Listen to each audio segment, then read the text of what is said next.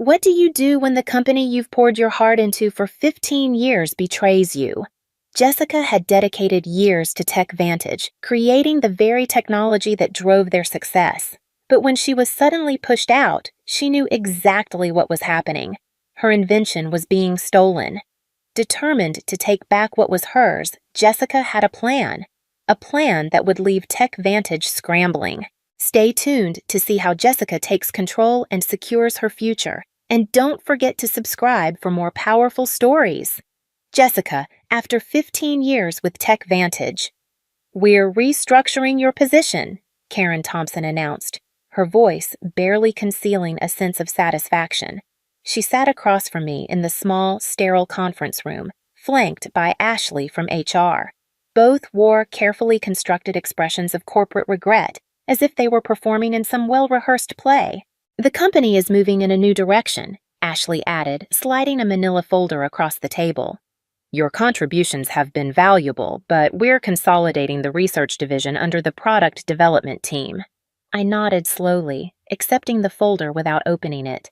I didn't need to see what was inside. It would be the standard severance package: 2 weeks of pay for every year of service, 3 months of continued health coverage, and a list of career counseling resources I would never use. "I completely understand," I replied, my voice steady, betraying none of the emotion that had been swirling inside me for weeks. "These decisions are never easy." The relief that flashed across their faces was almost comical. They expected a scene: tears, protests, anger. After all, I was a 55-year-old woman, being pushed out of the tech industry where experience was discarded in favor of youth. What they didn't know was that I had been anticipating this moment for weeks, ever since a misdirected email thread had popped up in my inbox last month. "We'd like you to clean out your desk by Friday," Karen continued, her tone growing more confident with every word. "We'll need your keycard, company laptop, and phone before you leave. Your team will be notified this afternoon." My team. The 6 brilliant engineers I had personally recruited and mentored over the years. The same team that had helped me develop the distributed processing algorithm powering TechVantage's flagship product, AccountSphere accounting software used by over 40% of the Fortune 500 companies. I stood, feeling the weight of it all settle into my chest. "Of course," I said, voice calm. "Is there anything else?" They exchanged glances, clearly thrown off by my composure. Karen recovered first, her voice more clipped now. "That's all for now. Thank you for making this professional." As I walked back to my office, I passed the glass-walled conference room where the executive team was meeting. Through the transparent barrier, I saw Chad Lawson, the CEO, gesturing animatedly at a PowerPoint presentation titled Q3 Revenue Projections. The same Chad Lawson who had taken credit for my algorithm at last year's industry conference, referring to me only as one of our research team members. I closed my office door behind me and pulled out my personal phone, sending a single, succinct text message. "It's happening. Friday is my last day." The reply was immediate. "Perfect timing. Contracts are ready. Dinner tonight to finalize details." A small smile crept onto my face as I looked at the calendar on my desk. Today was Wednesday. Friday I would walk out of TechVantage for the last time, and Monday would be fascinating. That evening, I met Mark Sullivan at Meridian, an upscale restaurant far from the reach of TechVantage's headquarters. As the CEO of Precision Systems, TechVantage's largest competitor, Mark understood the value of discretion. He had reserved a private dining alcove in the back, shielded from prying eyes by elegant Japanese screens. "They actually did it," Greg said, shaking his head after we ordered. "I suspected they might, but to cut the very person who developed their core technology." "Chad never understood what I actually created," I replied, sipping my water. "He saw the implementation, the user interface, the marketing potential, but the underlying architecture, that was just tech stuff to him. The irony was almost too perfect. 3 months ago, I discovered the patent application for my distributed processing algorithm had never been filed by TechVantage's legal team. An oversight, they'd claimed when I inquired.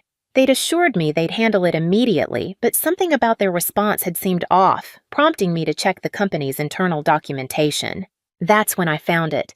A strategy memo outlining plans to claim the algorithm as company-developed technology without specific inventor attribution. They'd planned to push me out before securing the patent, knowing intellectual property developed by employees typically belongs to the company. What TechVantage didn't know was that I'd already been working on refinements to the algorithm on my own time using my personal equipment.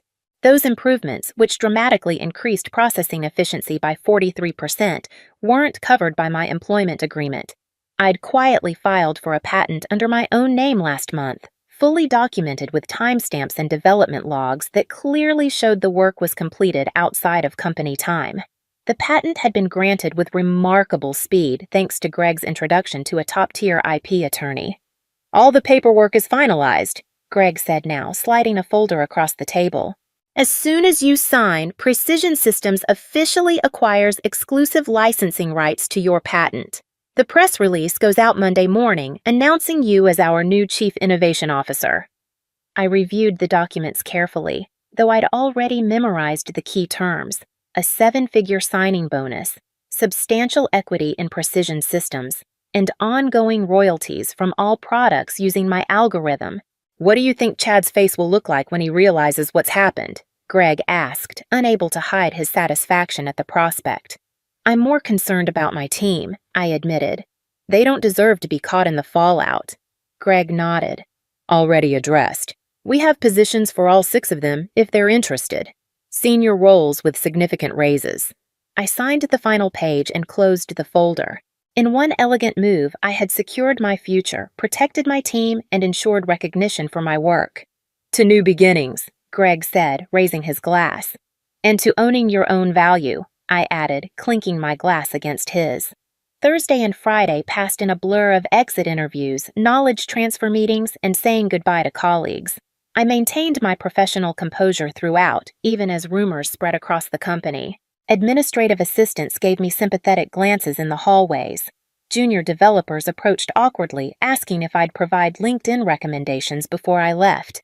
I documented everything meticulously, every project, every password, every process, knowing full well that TechVantage would soon discover just how thoroughly they needed me to be. My decision to leave comprehensive transition notes wasn't kindness, it was evidence. Evidence that I had acted in good faith, while the company had not. During my final exit interview on Friday afternoon, Ashley from HR went through the standard checklist with mechanical efficiency. "You understand that any intellectual property developed during your employment remains the property of TechVantage," she stated, pushing a non-disclosure agreement across the table. "Of course," I replied pleasantly. "Anything developed within the scope of my employment, using company resources during company time." I emphasized those qualifiers slightly, but Ashley was too busy checking boxes to notice. "And you affirm you have no copies of proprietary company information?" "I have taken nothing that belongs to TechVantage," I confirmed truthfully. The patent was mine, after all. As I packed the personal items from my desk, family photos, a collection of conference badges marking 15 years of industry events, the coffee mug my team had given me last Christmas, Karen stopped by, leaning against my doorframe with artificial casualness. "I just wanted to check that everything's clear for your departure," she said, watching me place items into a cardboard box. "Crystal clear," I replied, wrapping a small award I'd received for the very algorithm now at the center of my plans. The irony wasn't lost on me as I carefully placed it between layers of tissue paper. "You know, Jessica, these restructuring decisions are never personal," Karen continued. "Chad feels the company needs to move in a more youthful direction." I looked up and met her gaze directly. "I understand completely. Business is business." Something in my tone made her hesitate. For a split second, uncertainty flickered across her face, but she quickly wiped it away, no doubt convinced that a soon-to-be unemployed 55-year-old woman had nothing left to offer. "Will you be taking some time off?" she asked, her voice laced with an artificial note of concern. "Actually, I already have something lined up," I replied, my words measured. "I start Monday." Her eyes widened with surprise. "That's fast. Anything interesting?" A smile tugged at my lips. "Very. A leadership position. I'm quite excited about it." She nodded absently, already moving on in her mind to the next task. Well, good luck with that. As I walked out of TechVantage's sleek glass headquarters for the final time, keycards surrendered and personal belongings packed, I took a moment to look back at the building that had been my home for 15 years. On the top floor, I could see the executive conference room lit up for an evening meeting, probably discussing how they'd redistribute my responsibilities to younger, less experienced, and far cheaper staff. What they didn't know was that in less than 72 hours, that same room would be hosting an emergency crisis meeting instead.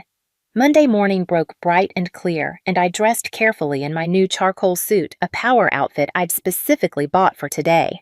At 7:30 a.m., the Precision Systems town car pulled up, ready to take me to their headquarters where I'd begin my first day as Chief Innovation Officer. The press release went live at 7 o'clock a.m., Greg informed me as I settled into my new corner office, the floor-to-ceiling windows giving me an unobstructed view of the city. Industry newsletters are already picking it up. I've got the communications team monitoring reactions. The announcement had been crafted with surgical precision. Precision Systems acquires exclusive rights to revolutionary processing algorithm. Welcomes creator Dr. Jessica Jennings as Chief Innovation Officer. It outlined my role as the sole inventor of the patented technology, how Precision Systems would integrate the algorithm into their next generation of products, and most crucially, that any company currently using the tech would need to negotiate licensing agreements with Precision going forward. At precisely 9:15 a.m., my phone lit up with the first text from my former team at TechVantage. "Complete chaos here. What did you do?" It was from Mike, my lead developer. I smiled, typing back, "Check your personal email. All 6 of you have offers waiting." Meanwhile, 8 miles away at TechVantage, the scheduled Monday morning executive meeting was quickly turning into something much more dramatic. According to Mike's updates, Chad had arrived to find the company's general counsel and chief financial officer waiting for him, both ashen-faced. The industry announcement had hit their inboxes simultaneously, sending immediate shockwaves through the leadership. By 9:30 a.m., what should have been a simple start-of-week meeting had morphed into a full-blown crisis session. Board members were calling in remotely. The legal team was frantically poring over my employment contract and the documentation surrounding the algorithm's development. "They're pulling every file with your name on it," Mike reported. "Someone just wheeled in all the servers from the research division for the tech team to analyze." I could picture it perfectly. Chad pacing the conference room, demanding answers from Karen and the legal department. The stock would already be reacting to the news. Investors loathe uncertainty, and this announcement had created a lot of it. At 10:45 a.m., I received an email from Chad himself, the desperation practically emanating from my screen. "Jessica, there appears to be a misunderstanding. Please call me at your earliest convenience to discuss." I forwarded it to Precision Systems' legal team without responding. By noon, the industry was buzzing with speculation. TechVantage's stock had dropped 7% since the market opened, while Precision Systems had seen a 12% increase. 3 different technology journals had requested interviews with me about the strategic coup that had shaken the accounting software industry. "How are you feeling?" Greg asked, stopping by my office as I settled in. "Validated," I replied honestly. 15 years of watching others take credit for my work, of being told I should be grateful just to have a seat at the table. And now, finally, recognition. My new executive assistant appeared at the door. "Dr. Jennings, the development team is ready for you in the main conference room." She hesitated. "TechVantage's CEO has called 4 times in the last hour." "Please let him know I'm in meetings all day," I replied calmly. "I'll have our legal team reach out to discuss licensing options later this week." As I walked toward my first meeting as Chief Innovation Officer, my phone buzzed with another update from Mike. "Board just called emergency session. Chad looks like he's about to explode. P.S. My team and I accept your offer. When can we start?" By Tuesday morning, the full impact of my departure had become clear to everyone at TechVantage. Their flagship product, AccountSphere, relied entirely on my algorithm to process the massive data sets that gave it an edge over competitors. Without licensing rights to my patent, they faced 2 equally unpalatable options: negotiate with Precision Systems or rebuild their core technology from scratch. a process that would take years and millions in development costs. Chad has called an all-hands meeting for 2:00 p.m., Mike texted. It was his last day at Tech Vantage. He and the rest of my former team would be starting at Precision Systems next Monday. Rumor is they're going to try to sue you. I forwarded his message to our legal department, who responded almost immediately. Let them try. Your documentation is impeccable. Development logs, timestamps, personal equipment usage, all clearly established. We've prepared for this scenario. Meanwhile, I was settling into my new role with remarkable ease. The respect I received at Precision Systems was a stark contrast to my final years at Tech Vantage. When I spoke in meetings, people actually listened. My ideas weren't repackaged by male colleagues and presented as their own. My age and experience were viewed as assets rather than liabilities. The engineering team is implementing your efficiency improvements, Greg informed me during our afternoon briefing. Early testing shows a 51% performance boost, even better than we projected. I had several refinements I never shared with Tech Vantage, I admitted. After I discovered they were planning to eliminate my position, I saw no reason to give them my best work. Their loss, our gain, Greg replied with a satisfied smile. Speaking of which, the first licensing inquiry came in this morning. Not from Tech Vantage yet, they're still in denial, but from data flow systems. They're worried about being caught in the crossfire. At 3:30 p.m., Mike sent a detailed account of Chad's all-hands meeting. The CEO had tried to project confidence, assuring the staff that Tech Vantage would vigorously defend our proprietary technology. But the anxiety in the room had been palpable. Several employees had already updated their LinkedIn profiles, sensing the company's vulnerability. Karen looked like she was about to faint when someone asked directly if they'd failed to secure the patent, Mike reported. Chad cut the question period short after that. By Wednesday, the industry fallout had intensified. 2 major clients had contacted Precision Systems about switching from AccountSphere, concerned about Tech Vantage's ability to maintain the product without the algorithm's creator. Our stock had risen another 8%, while Tech Vantage's continued its decline. I received a call from Ashley in HR, the same woman who had slid my severance package across the table just days earlier. Jessica, she began, her voice carefully professional, I'm calling to discuss the, situation with your patent. We believe there may have been a misunderstanding about ownership rights. I don't think there's any misunderstanding, I replied calmly. My employment agreement clearly states that intellectual property developed on my own time using my own resources remains mine. The patent documentation confirms exactly that. Chad was hoping you might consider coming in to discuss options. Any discussions would need to go through Precision Systems' legal department now, I responded. I'm sure they'd be happy to set up a meeting to discuss licensing terms. The silence on the other end was deafening. Finally, Ashley sighed. I'll pass that along. That afternoon, I stood in front of Precision Systems' board of directors, leading my first formal presentation. I outlined our technology roadmap with my algorithm at its core. For the first time, I wasn't hidden in the back, relegated to the sidelines like I had been at Tech Vantage. I was at the head of the table, and I could see Greg's approving nod from across the room. By Friday, just 1 week after walking out of Tech Vantage for the last time, the company had plunged into full crisis mode. Their stock had plummeted 23% from Monday's opening bell. Concerned calls from major investors flooded in. Analysts churned out speculative articles with titles like, Can Tech Vantage Survive the Algorithm Crisis? And How One Strategic Blunder Could Cost a Tech Giant Everything. Through my industry contacts, I learned that Chad had finally come to terms with the magnitude of the disaster. Tech Vantage was now faced with a stark choice. Either license my algorithm from Precision Systems at inflated rates, which would gut their profit margins, or rebuild AccountSphere from scratch without using any of the technology covered by my patent. They've started interviewing for a new development team, Mike told me during our Friday video call as we discussed his upcoming transition to Precision Systems. Chad's claiming they can recreate the functionality in 6 months. See, I couldn't help but laugh. The original algorithm took me 3 years to perfect, and that was with an intimate understanding of the problem space. Exactly, Mike agreed. Nobody's buying the timeline, especially after your team posted their resignation letter at the same time. The knowledge drain is huge.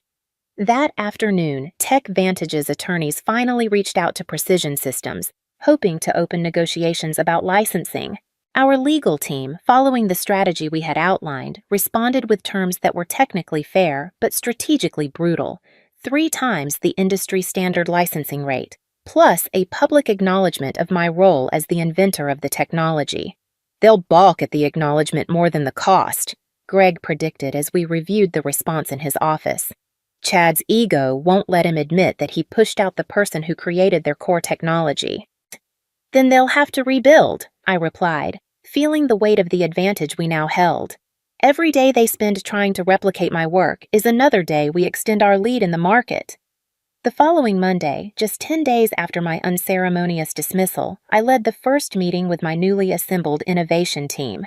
Mike and 5 other engineers from TechVantage were now on board, and the energy in the room was electric as we mapped out the next evolution of my algorithm. "This is how development meetings should be," commented Amy, one of my former team members at TechVantage.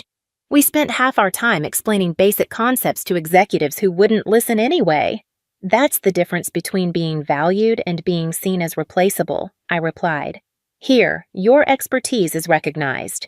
As we wrapped up the productive session, my assistant appeared at the door. "Dr. Jennings, there's been a significant development with TechVantage. Their board just announced an emergency leadership change. Chad Lawson is stepping down, effective immediately."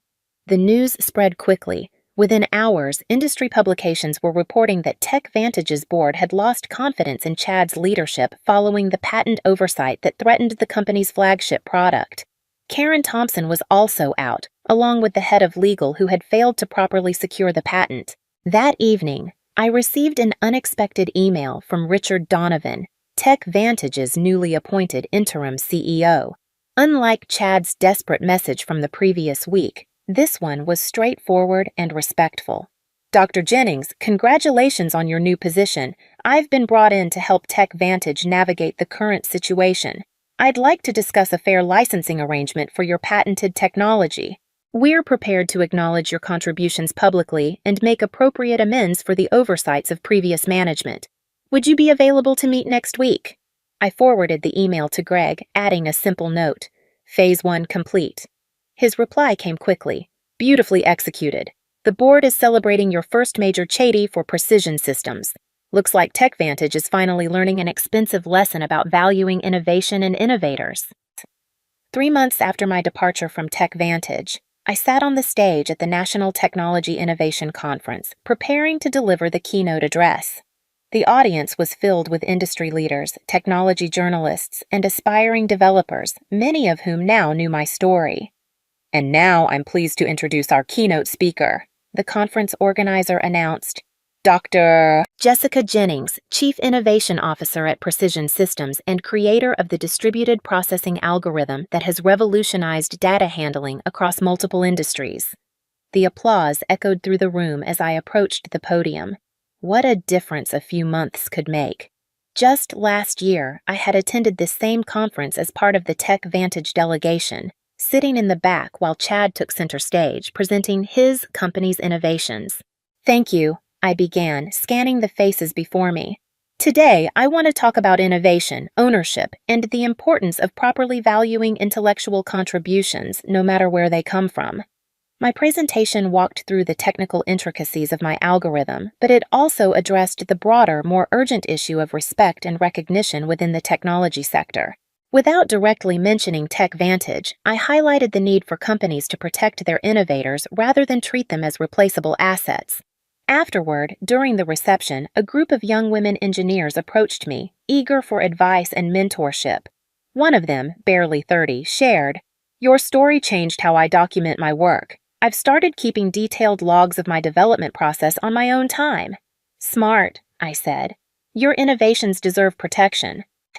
As the evening wound down, I checked my phone and saw a news alert flash on the screen. TechVantage finally announces licensing agreement with Precision Systems, acknowledging Dr. Jessica Jennings by name as algorithm's creator.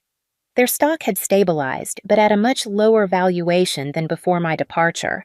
1 year to the day after being told to clean out my desk, I sat in my spacious office at Precision Systems, reviewing the quarterly innovation report. Under my leadership, the company had launched 3 groundbreaking products based on my algorithm, capturing significant market share from TechVantage and other competitors. A knock at the door interrupted my analysis. It was Greg, holding a bottle of champagne and 2 glasses. "Happy anniversary," he said, setting the glasses on my desk. "The board asked me to share this news with you personally before the public announcement. Precision Systems has officially surpassed TechVantage in market valuation for the first time in company history." I smiled, not with triumph, but with quiet satisfaction. That's what happens when you value innovation properly. As Greg poured the champagne, my assistant arrived with a sleek envelope. Inside was an invitation to speak at the Women in Technology Annual Leadership Summit. The topic: Owning Your Intellectual Value, How Proper Documentation Changed an Industry. "Nay, you've become something of an icon, you know," Greg remarked, noticing the invitation.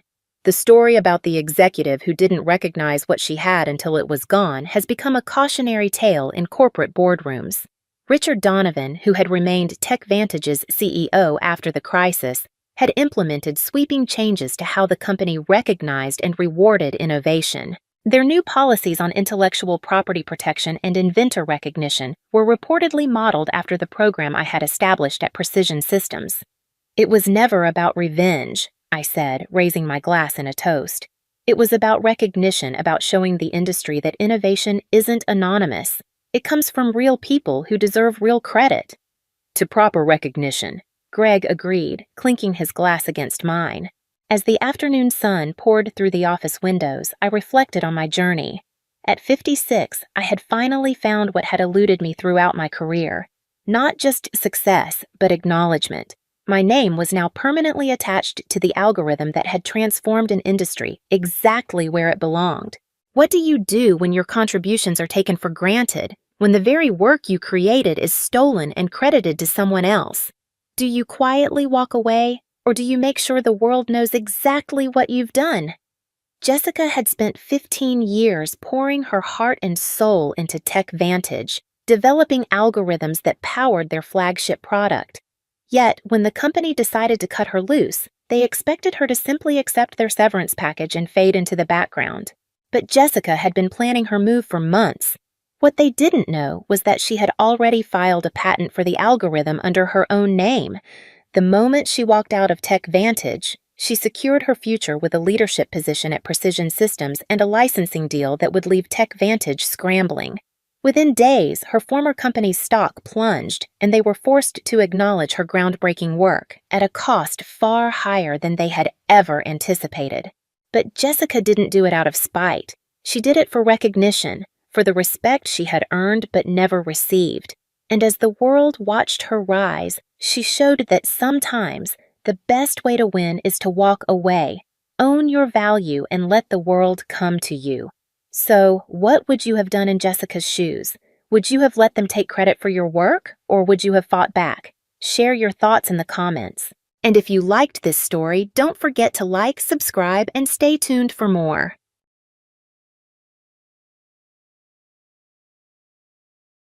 The day Richard threw the crumpled divorce papers at my feet is etched in my memory like a scar. I remember standing there, frozen, as he said those chilling words. "I've sold the house because I'm moving in with her. It's over, Anna." I was 34 then, a devoted homemaker to our son Jason, who was barely 13. Our life as I knew it shattered in that single moment. I was blindsided, naive, and utterly unprepared for what was to come. Richard and I met when I was just 19. He was 26, a charming man working at a pharmaceutical company's main office. I was a fresh high school graduate, working as a receptionist at one of its subsidiaries. His attention flattered me. I was young, inexperienced, and he seemed like a dream come true. Our whirlwind romance led to an unplanned pregnancy, and before I knew it, we were married in a modest ceremony. Life then was simple, or so I thought. I devoted myself to our home and to Jason. Richard was often busy, his presence in the house dwindling over the years. I didn't question it. I was too caught up in the day-to-day of raising our son and managing our home. The day he left, everything crumbled. I was forced to confront the reality that had been lurking beneath the surface of our seemingly happy life. Richard's infidelity, his growing distance, the signs were all there, but I had chosen to ignore them. With nowhere else to go, Jason and I moved back to my family home. My sister Laura and her husband were not exactly welcoming. Their cold stares and hushed conversations made it clear that we were burdens, intruders in their settled life. I felt lost. A high school graduate with no significant work experience suddenly tasked with finding a job to support myself and my son. The job market was intimidating, each rejection a blow to my already fragile state. But I had Jason to think about, a young boy thrust into a world of adult problems. It was during this time of desperation that I found a job at a call center. It was far from ideal, but it was a start, a glimmer of hope in the darkness that had enveloped my life. The job was challenging, long hours, irate customers, and a constant buzz of activity. But it gave me a sense of purpose, something I had lost in the chaos of my personal life. As I navigated the complexities of the corporate world, I realized how sheltered I had been. My lack of knowledge, particularly about legal matters like divorce and alimony, had left me vulnerable, at the mercy of Richard's whims. This realization fueled a fire within me. I vowed to never let myself be so helpless again. I immersed myself in learning, in understanding the world beyond the confines of home and family. As Jason grew, I saw the impact of our situation on him. He was quiet, more reserved than his peers, his eyes often holding a depth that was too mature for his age. But he was resilient, adapting to our new life with a strength that I admired. Our journey was just beginning, a path filled with struggles and revelations. But in those struggles, I found a strength I never knew I had. And in those revelations, a determination to fight back, to claim what was rightfully ours. Life at my sister Laura's house was a daily reminder of how far we had fallen. Her husband Mark barely concealed his disdain, often remarking, "Anna, you need to find your own place soon. We can't support you forever." The pressure was relentless. I scoured job listings daily, each rejection deepening the sense of despair. But it was Jason's quiet resilience that kept me going. Despite the turmoil, he focused on his studies, his determination unwavering. One day, I stumbled upon a job opening at a customer service center. It wasn't glamorous, but it was a chance. The interview was nerve-wracking. I sat there, feeling out of place in my outdated suit, my resume embarrassingly thin. "Why do you want this job?" the interviewer asked. I wanted to say, "I have no choice." But instead, I mustered a smile and said, "I'm looking for an opportunity to learn and grow." To my surprise, they offered me the job. It was a contract position, but it was a start. I remember the mixed emotions I felt telling Laura and Mark. Relief, but also a stinging sense of inadequacy, as Mark said, "Finally you can start contributing." The job was challenging. The fast-paced environment, the endless calls, it was overwhelming. But I persevered, driven by the need to provide for Jason and to prove to myself that I could stand on my own. As I settled into the routine, I couldn't help but reflect on my marriage with Richard. How had I been so blind? The late nights, the unexplained absences, the whispered phone calls. I had brushed them off, believing in the illusion of a happy family. But the truth was, Richard had been living a double life, and I was just a convenient facade. This realization was a bitter pill to swallow. It fueled a growing anger within me, an anger towards Richard for his betrayal and towards myself for my naivety. But it was a conversation with a coworker that truly opened my eyes. She was a single mother, like me, but much more informed. As we talked about our experiences, she said something that struck a chord. "Anna, did you get any alimony or child support? You know you're entitled to it, right?" I was stunned. The thought had never crossed my mind. Richard had left us with nothing, and I had just accepted it. I realized then how much I didn't know, how unprepared I was for the real world. Determined to make things right, I began to educate myself. I read books, searched online, anything I could find on divorce and family law. The more I learned, the more I understood the extent of Richard's manipulation. And then one day, I received a call from Jason's school. He had been in a fight. My heart sank as I rushed to the school, fearing the worst. But what I found was not a troubled child, but a young man pushed to his limits. "He called you a gold digger," Jason said, his eyes fiery with anger. "He said you were after Dad's money. I couldn't let him say that about you." I was speechless. The pain and humiliation of our situation had reached my son, poisoning his world. It was a wake-up call. I couldn't let Richard's betrayal define us any longer. That night, as I watched Jason sleep, I made a vow. I would fight back. I would reclaim what Richard had taken from us, not just for my sake, but for Jason's. It was time for Richard to face the consequences of his actions. The small apartment we eventually moved into was a far cry from the home we once shared with Richard, but it was ours. The walls were bare, the furniture minimal, but it represented a fresh start. Jason adapted quickly, his resilience continually surprising me.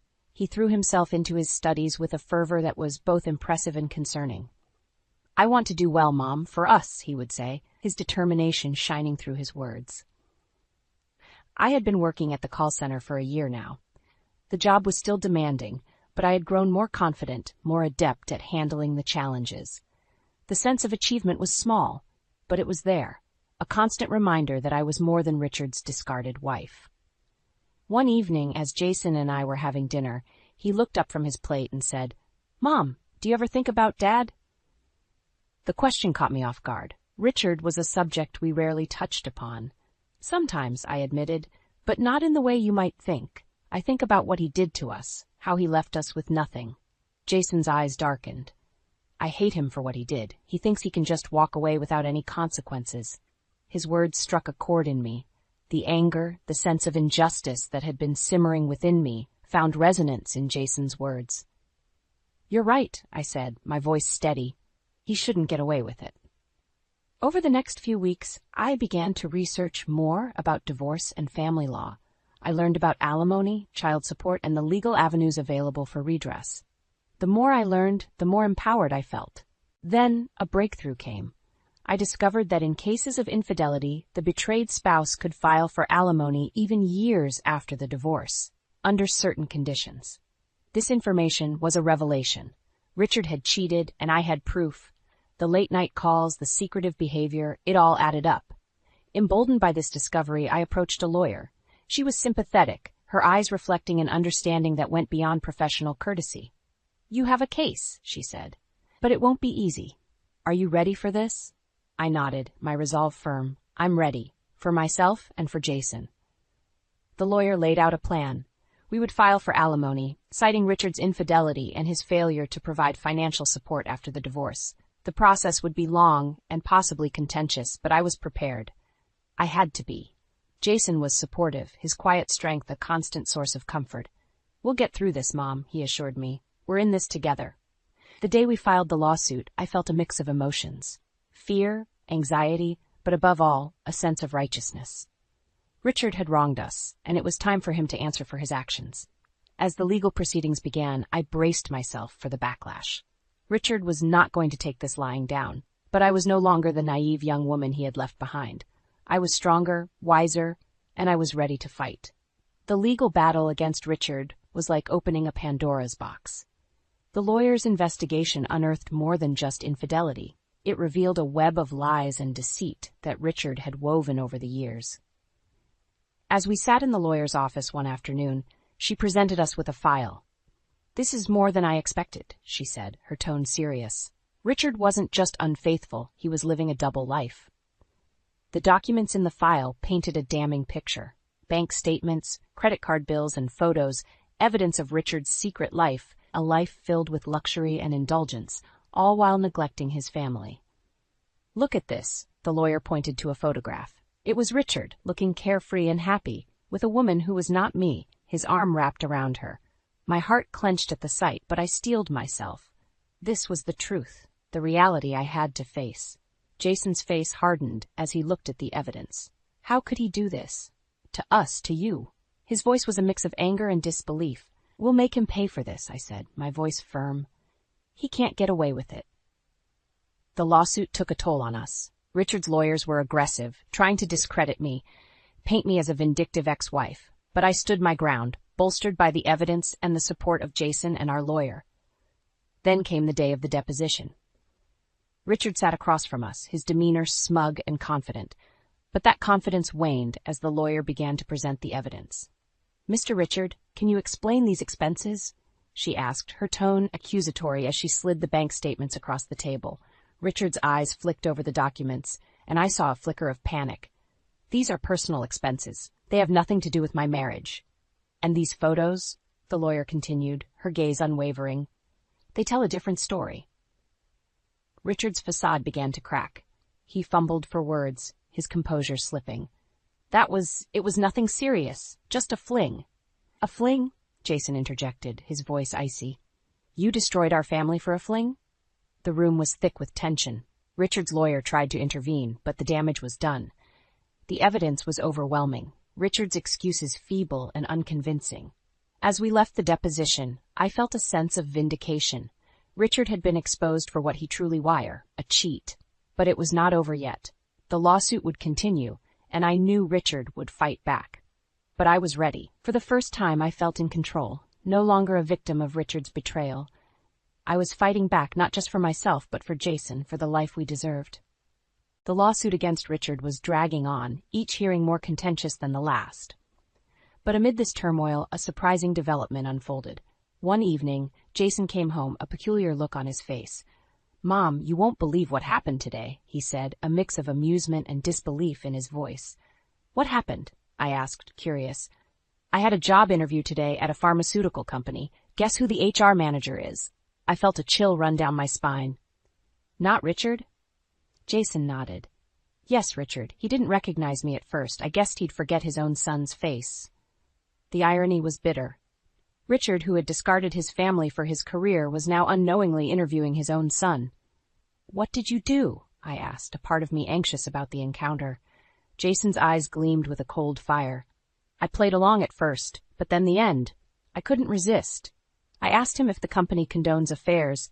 The look on his face was priceless when he realized who I was. I was torn between shock and a sense of poetic justice. Richard, confronted by the son he had abandoned in a setting where he had always felt most powerful.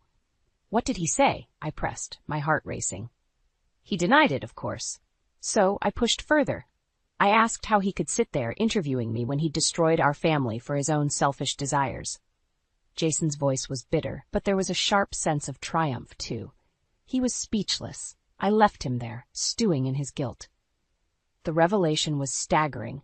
Richard, now faced with the consequences of his actions in the most unexpected way. It was a twist of fate that seemed almost too fitting. "But why did you go to that interview?" I asked, still trying to wrap my head around the situation. Jason's response was simple, yet profound. I needed to see him, face to face, to show him that despite everything, he didn't break us. We're still here, and we're fighting back. The aftermath of Jason's encounter with Richard at the job interview sent ripples through our ongoing legal battle. Richard, now aware that his own son stood against him, became increasingly desperate in his defense. Our lawyer, Miss Carter, called us for a strategy meeting. "Richard's lawyers are pushing for a settlement," she informed us as we sat in her office. "But given the evidence in Jason's testimony, I think we can push for more. What do you want to do?" I looked at Jason, seeking his opinion. His jaw was set, his determination clear. "We go all the way," he said firmly.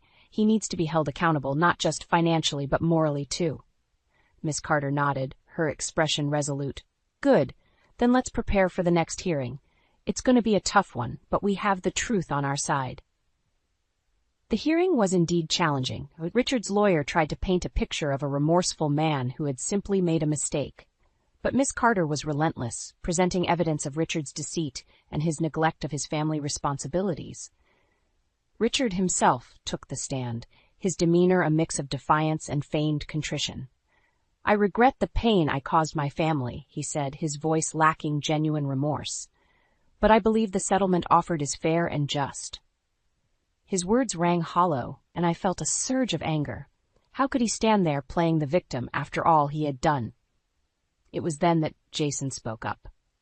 "Fair and just?" he challenged, his voice steady but filled with emotion. "Was it fair to abandon your family? To lie and cheat while we struggled to make ends meet?" The courtroom fell silent, the weight of Jason's words hanging in the air. Richard looked at his son, a flicker of something, guilt perhaps, crossing his face. But it was too late for regrets. The judge, after deliberation, ruled in our favor. The settlement was significantly more than what Richard had offered, a tangible acknowledgement of the harm he had caused. As we left the courthouse, a sense of vindication filled me. It wasn't just about the money, it was about justice, about holding Richard accountable for his actions. "We did it, Mom," Jason said, a hint of a smile on his lips. "We finally made him pay." The legal victory over Richard was more than just a win in court. It was a reclaiming of our dignity and a step towards healing. But the story didn't end there. The consequences of Richard's actions started to unravel his life, both professionally and personally. One evening, a few weeks after the trial, I received a call from an old acquaintance who worked at the same pharmaceutical company as Richard. "Anna, have you heard about Richard?" she asked, her voice tinged with a mix of shock and gossip. "No. What happened?" I inquired, a sense of curiosity mixed with apprehension. "He's been demoted," she revealed. "After your lawsuit, the company did their own investigation. Turns out, he was using company resources for his personal affairs. They've transferred him to a remote factory, practically a career death sentence." I sat in stunned silence. Richard, once the rising star of his company, now faced the repercussions of his actions in the most fitting way. His career, the one thing he had valued over us, was crumbling. Jason listened quietly as I shared the news. "Good," he said simply, but his eyes reflected a deeper sense of satisfaction. "He's getting what he deserves." But the retribution didn't stop there. Richard's social circle, once a tight-knit group of colleagues and friends, started to distance themselves. His reputation, tarnished by the lawsuit and the company investigation, became a liability. I heard from various sources about Richard's fall from grace, how he had to sell his apartment to cover the settlement and legal fees, how his second wife, the woman he left us for, struggled to adjust to their new, diminished lifestyle. It was a harsh reality, but one that Richard had brought upon himself. His choices, driven by selfishness and deceit, had led to his undoing. As I reflected on these developments, I realized that this was not just about revenge. It was about justice, about the universe righting a wrong. Richard, who had once seemed untouchable, was now facing the consequences of his actions. Jason and I talked about it one evening, the discussion more reflective than vengeful. "Do you feel sorry for him?" Jason asked, his voice neutral. I paused, considering the question. "No," I finally said, "but I do feel a sense of closure. It's as if a chapter has finally ended, allowing us to start anew." Jason nodded in agreement. "Yeah, it's time to move on, to focus on our lives." The chapter closes with Anna and Jason looking towards the future, the weight of the past slowly lifting from their shoulders. They had faced adversity and emerged stronger, ready to embrace the next chapter of their lives. With the legal battle behind us, and Richard facing the consequences of his actions, a new sense of freedom enveloped our lives. It was as if we had been released from a dark cloud that had loomed over us for years. Our small apartment, once a symbol of our struggle, began to feel more like home. We redecorated, making it a reflection of our new beginning. The walls, once bare, were now adorned with artwork, and the shelves filled with books and memories. Jason, now more relaxed and focused, was excelling in his studies. His previous resolve, born out of anger and a desire for justice, had transformed into a genuine passion for learning. "I'm thinking of applying for a research internship this summer," he told me one evening, his eyes alight with excitement. "That's wonderful, Jason," I said, feeling a surge of pride. "You've worked so hard for this." Our conversations had shifted from the past to the future, from what we had endured to what we hoped to achieve. We talked about travel, about the places we wanted to see, and the experiences we wanted to have. One day, as we sat sipping coffee in our newly decorated living room, I brought up a topic that had been on my mind. "Jason, have you thought about dating? You know, meeting someone special?" He chuckled, a bit embarrassed. "I've been so focused on school and everything else. But yeah, I think I'm ready to start dating." I smiled, happy to see him considering a normal, happy aspect of life. After everything we had been through, it felt like a victory in itself. As for me, I had grown in my role at the call center, taking on more responsibilities and even mentoring new employees. The job that had once been a necessity had become a source of fulfillment. One evening, as we were having dinner, Jason looked up from his plate and said, "Mom, I've been thinking. We should invite Grandma to come and live with us. She's been alone since Grandpa passed, and I think she'd like it here. The suggestion warmed my heart. I think that's a great idea, Jason. She's always been there for us. It would be nice to have her close. Our lives had taken a turn towards peace and contentment. With Grandma now living with us, our home felt fuller, brimming with laughter and stories from the past. Her presence brought a sense of completeness, a connection to our roots that we had long missed. One evening, as we sat together, Grandma shared stories of her youth, of the challenges she had faced and overcome. Life is a tapestry of experiences, she said, her eyes reflecting the wisdom of her years. Some parts are dark and difficult, while others are bright and joyful, but together they make a beautiful picture. Her words resonated with me. Our journey had been tumultuous, marked by pain and struggle, but it had also been a journey of growth and resilience. We had emerged from the darkness, not unscathed, but stronger and wiser. Jason, now more confident and driven, had become an embodiment of that resilience. His academic pursuits were flourishing, and he had even started dating someone he met at university. Seeing him so happy and fulfilled filled me with an indescribable joy. As for me, I had found a sense of purpose beyond the call center. I started volunteering at a local community center, helping other women who had faced similar challenges. Sharing my story and lending a listening ear brought a sense of fulfillment that I had never known before. One night, as Jason and I sat on our balcony, looking up at the stars, a sense of calm enveloped us. "Mom, do you ever think about Dad anymore?" he asked, his voice gentle. I paused, considering the question. "Sometimes," I admitted, but not in anger or resentment. I think about how far we've come since then, how he was a part of our story but not the defining part.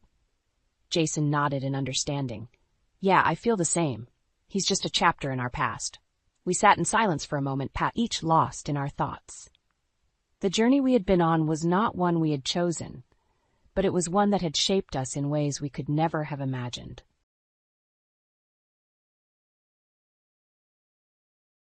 The morning sun glared through the windshield, reflecting off my white gown as we drove towards the wedding venue.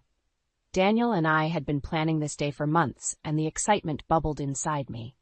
I, Leah, a 32-year-old nurse, was about to marry the man I thought was my soulmate. "Leah, isn't it beautiful today? Perfect for our wedding," Daniel said, his voice calm and reassuring. I smiled, nodding in agreement, feeling the weight of my engagement ring against my finger. Suddenly, Daniel's eyes fixed on something outside the car. His expression changed from serene to intense in a matter of seconds. "That's Rachel," he muttered under his breath. Rachel, his ex-girlfriend, was walking along the sidewalk, struggling with a heavy bag. "What?" I asked, confused. "Why does that matter?" Daniel didn't answer. Instead, he slammed on the brakes, jolting me forward. "Leah, get out," he said abruptly. I was taken aback. "What? Why? I need to help her. She's struggling. Just get out now." His tone was sharp, brooking no argument. "But, Daniel, it's our wedding day. Can't we just call someone to help her?" "No time. Just get out." Daniel's voice rose, his eyes not leaving Rachel. I felt a mix of anger, confusion, and disbelief. Slowly, I unbuckled my seatbelt and stepped out of the car. The door slammed shut behind me, and Daniel drove off, leaving me standing there in my wedding dress, out, alone and bewildered. Tears welled up in my eyes. This was not how I imagined my wedding day. The sight of Daniel's car disappearing around the corner, chasing after his past, shattered something inside me. I felt a cold, sinking feeling in my stomach. Had I misjudged the man I was about to marry? Standing on the sidewalk, I realized I had no phone, no wallet, nothing. I was completely stranded. The wedding venue was a 15-minute drive away. I had no choice but to start walking. As I trudged along the road, my mind raced. How had things come to this? Daniel, the charming, attentive man I had fallen in love with, had just abandoned me on our wedding day for his ex-girlfriend. The man who had once listened to my every worry, who had comforted me after long shifts at the hospital, now seemed like a stranger. Every step felt heavier than the last. My mind kept replaying the moment Daniel told me to get out of the car. It didn't make sense. Why would he do this? Was there something between him and Rachel that I didn't know about? By the time I reached the venue, my feet ached and my heart felt even worse. I was a bride without a groom, walking into what was supposed to be the happiest day of my life, now clouded with doubt and betrayal. I entered the venue, trying to compose myself. The staff rushed towards me, concern etched on their faces. "Miss Leah, are you okay? Where's Mr. Daniel?" Taking a deep breath, I replied, "I don't know. He left me on the way here." My voice cracked as I spoke. Just then I saw Daniel walking towards me, his face a mixture of guilt and confusion. "Leah, I'm so sorry. I just thought—" "Thought what, Daniel?" I interrupted, my voice cold. "That leaving your bride on the sidewalk on our wedding day was a good idea?" Daniel opened his mouth to speak, but no words came out. The realization of what he had done was finally dawning on him. The Daniel one knew, the one who was always so sure of himself, now looked lost and defeated. But it was too late. The damage was done. I turned away from him, my heart heavy with a decision I never thought I'd have to make. In the sanctuary of my small dressing room, the weight of the veil felt like a shroud of disillusionment. The reflection in the mirror showed a bride, yet the sparkle in her eyes had dimmed. The betrayal of the morning's events gnawed at me, unraveling memories of how Daniel and I had come to this fractured moment. Our story began 2 years ago, under much simpler circumstances. I was introduced to Daniel at a small gathering by mutual friends. He was charming, his laughter infectious, and his interest in my nursing career genuine, or so I had thought. As our relationship progressed, so did the subtleties of Daniel's control. Compliments about my dedication to nursing soon turned into thinly veiled comments about the time it took away from him. "I just miss you, that's all," he'd say, but the implication was clear. His needs should come first. I remembered the evening he first showed his disdain for my job. We were having dinner, and I was excitedly sharing a breakthrough with a patient. Instead of sharing my enthusiasm, he coldly remarked, "Isn't that a bit too much effort for someone who's not even family? You should focus more on what's at home." Those words stung, but I brushed them off, attributing them to stress from his own work. I convinced myself that Daniel's increasingly possessive behavior was just his way of showing love. But as I sat in my wedding dress, abandoned on our wedding day, those excuses crumbled. The turning point came 6 months before our wedding. During a heated argument about our future, Daniel had blurted out, "Maybe you should just quit your job after we're married. Wouldn't you prefer to be a good wife and take care of our home?" I was aghast. "Quit my job? But I love nursing. It's not just a job for me, it's a calling." Daniel scoffed. "A calling? Come on, Leah. It's not like you're saving the world. A wife's place is at home, supporting her husband." That night, I lay awake, wrestling with doubts and Daniel's antiquated views. However, my love for him, blinded by the hope that love could conquer all, led me to dismiss these red flags. The morning of our wedding, those ignored warnings came back to haunt me. As I stood alone in the dressing room, the reality of who Daniel truly was became painfully clear. The man who had vowed to love and protect me had left me on the side of the road for another woman. A knock on the door pulled me from my thoughts. It was my best friend, Sarah. Her eyes were full of concern. "Leah, are you okay? What happened?" I recounted the morning's events, my voice barely above a whisper. Sarah listened, her expression turning from shock to anger. "That's unforgivable, Leah. You deserve so much better than him," Sarah said, her voice firm. "But I love him," I whispered, more to myself than to her. "Love doesn't leave you stranded on the road on your wedding day," Sarah retorted. "You need to think about what's best for you, not him." Her words echoed in my mind as I looked at my reflection again. The bride in the mirror was strong, independent, and deserved respect. Respect that Daniel had failed to give. In that moment, a resolve began to form within me. Daniel's actions today were a clear sign. I couldn't marry a man who saw me as less than an equal, as nothing more than an accessory to his life. Emerging from the dressing room, I found Daniel pacing anxiously in the hallway. He looked up, his face a mask of regret. "Leah, I'm so sorry. I don't know what came over me. Please, can we just forget this happened and move on?" Forgetting was not an option. I squared my shoulders, meeting his gaze with newfound determination. "No, Daniel, we can't just move on. What you did today, it opened my eyes. I can't marry someone who doesn't respect me or my passions." Daniel's face fell, a mix of shock and disbelief washing over him.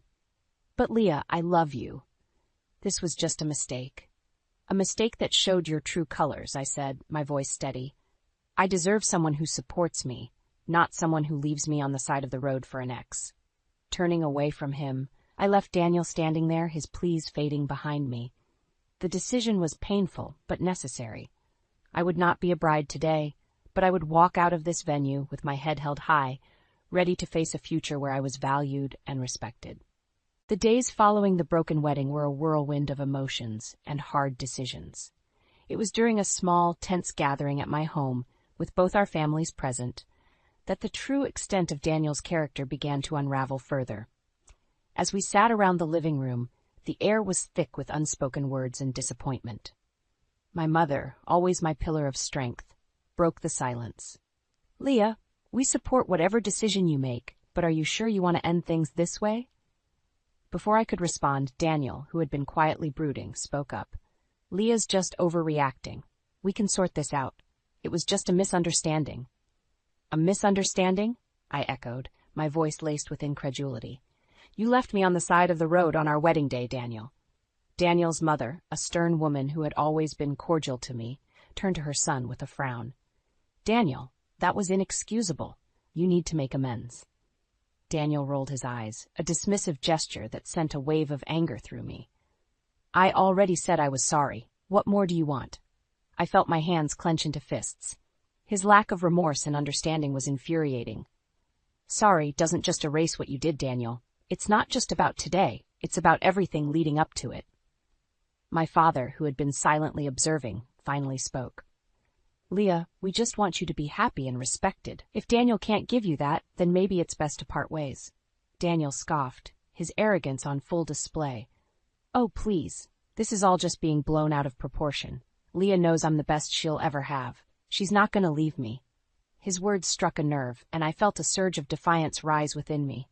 "The best I'll ever have? Daniel, you've done nothing but belittle my career and my choices. You don't respect me as your partner." Daniel's father, a quiet man, finally interjected. "Son, you need to realize the gravity of your actions. You can't treat Leah, or any woman, like this." But Daniel was unrepentant. "I don't see why everyone's making such a big deal out of this. Leah, you're just too sensitive.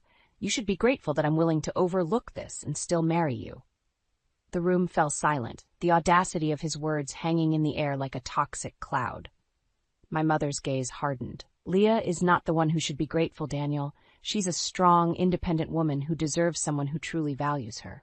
It was then that I realized the full extent of Daniel's narcissism and disrespect. He saw me not as a partner, but as a possession, something to control and belittle. "Daniel, this isn't just about today, it's about how you've treated me all along," I said firmly. "I don't need someone who sees me as less than they are. I need a partner who respects and supports me." Daniel's face contorted with anger. "Fine. If that's what you want, then we're done. But don't come crawling back to me when you realize your mistake." I looked at him, the man I had once loved, and felt nothing but disappointment and resolve. "There's no mistake here, Daniel. The only mistake was thinking you could change." As he stormed out of the room, his family in tow, I felt a sense of relief wash over me. It was over. The wedding, the relationship, all of it. I had made my choice, and though the road ahead was uncertain, I knew it was the right one. In the aftermath of our failed wedding and the tumultuous confrontation with our families, I expected Daniel to retreat, to maybe even show a hint of remorse. Instead, he doubled down, his true nature unraveling in the most public and humiliating way. The day that should have been our wedding turned into a spectacle that I could never have anticipated. I had decided to go through with the reception, not as a celebration of marriage, but as a gathering of friends and family to thank them for their support. But Daniel had other plans.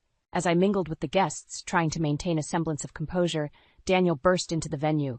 His arrival was like a storm, chaotic and unsettling.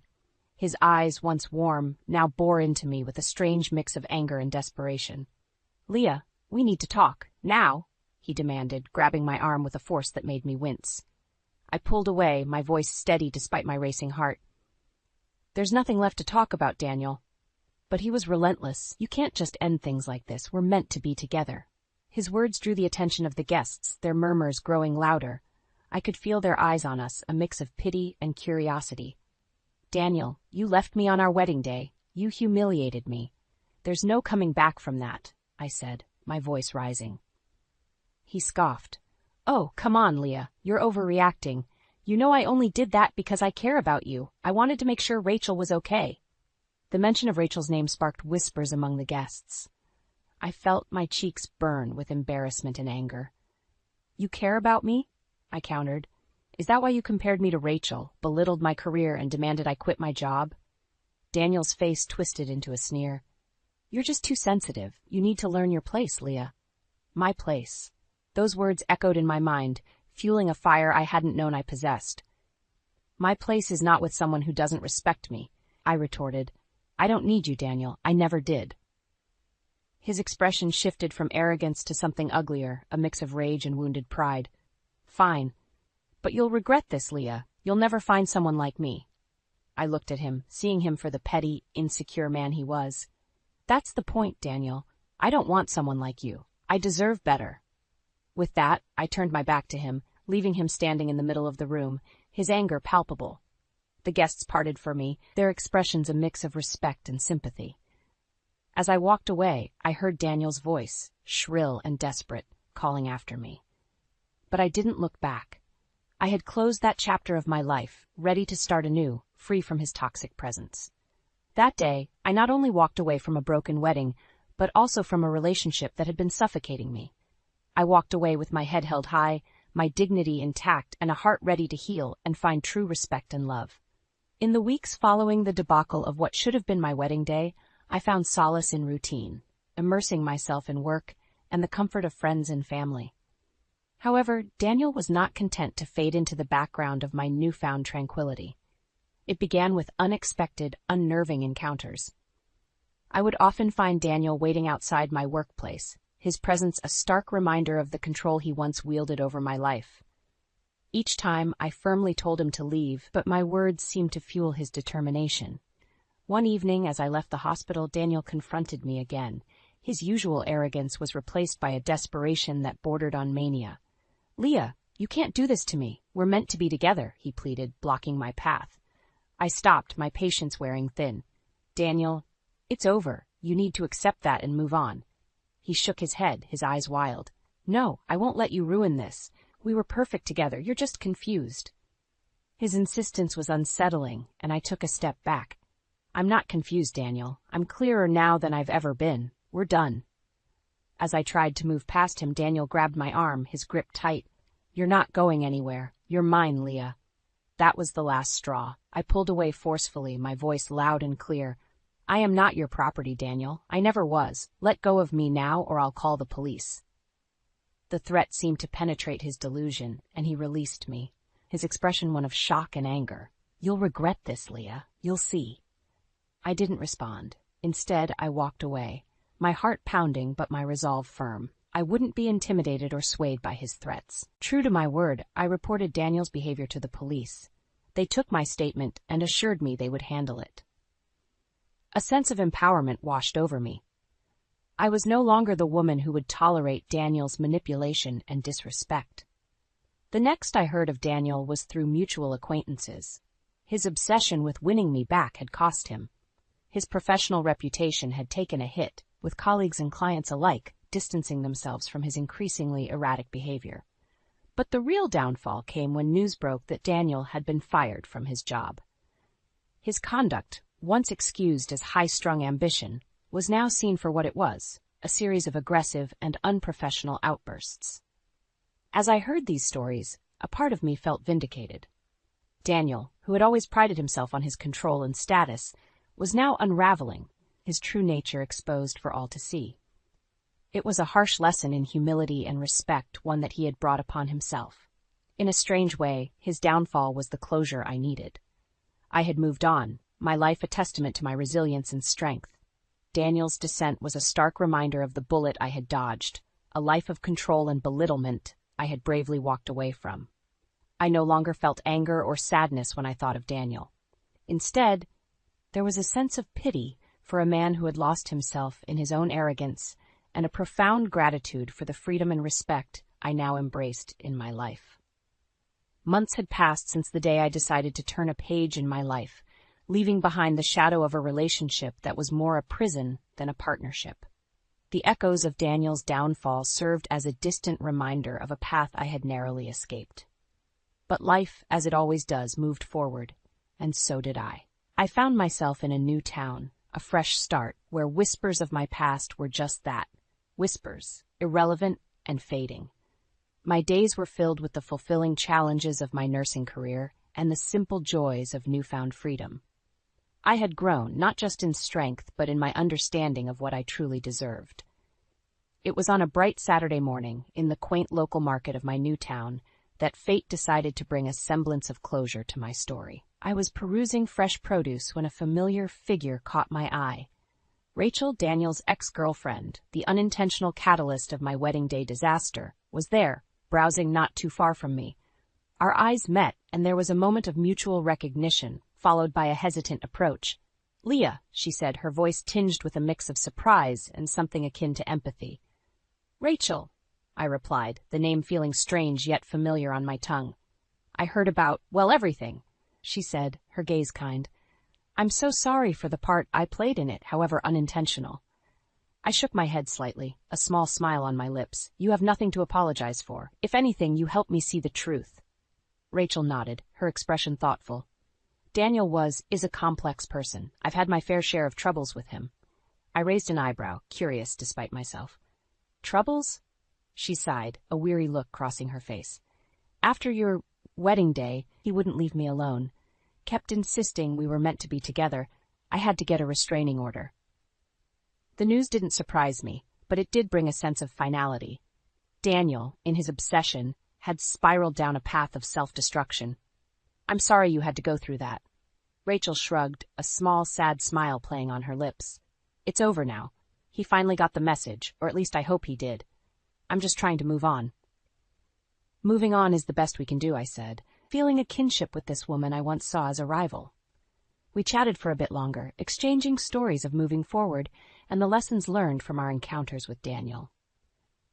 As we parted ways, I felt a sense of peace. Walking away from the market, I realized that this chance meeting was more than just a coincidence. It was a reminder of how far I had come, of the strength I had found in myself to overcome adversity and disrespect. My steps were light as I made my way home. The burden of the past finally lifted. I had survived, thrived even, and in doing so had found a deeper appreciation for my own worth. Daniel's chapter in my life was closed, a distant, fading memory. Ahead of me lay a path of my own making, filled with possibilities, and the promise of a future where respect and love were not just desired, but demanded. In that moment, I knew that the best revenge was not in the downfall of the one who wronged me, but in the life I would build, free from his shadow. A life where I was the author of my own story, strong, respected, and unapologetically me.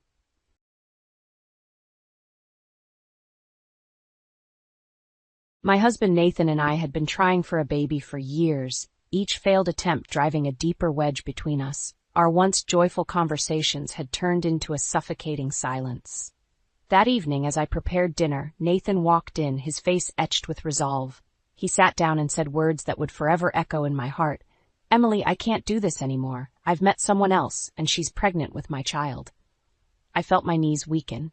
"But Nathan, what about us? All our plans?" I stammered, my voice barely a whisper. "There's no us anymore, Em. I need a real family. You just can't give me that," he replied, his voice as cold as the chill seeping through the window. His words cut through me. I was not just losing my husband, but also my dream of being a mother. The nights that followed were sleepless, filled with tears and unanswered questions. I was haunted by his parting words, a cruel reminder of my supposed inadequacy. The divorce proceedings were brutal. Nathan's words, sharp as knives, were relentless. "I should have known better than to waste my years on a barren woman," he spat out during one of our meetings.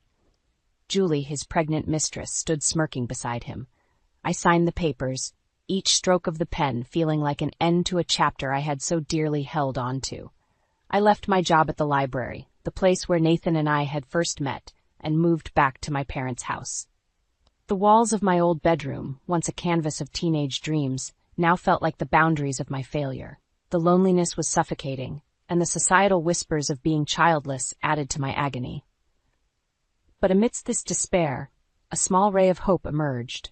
A routine visit to the doctor revealed a truth that would change everything. I wasn't the one with fertility issues. It had always been Nathan. This revelation brought a bittersweet sense of liberation. I wasn't the flawed one in our marriage.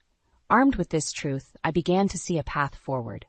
It was time to rebuild, to rediscover who I was beyond Nathan's shadow. In the quietness of Maplewood, I started piecing back my life.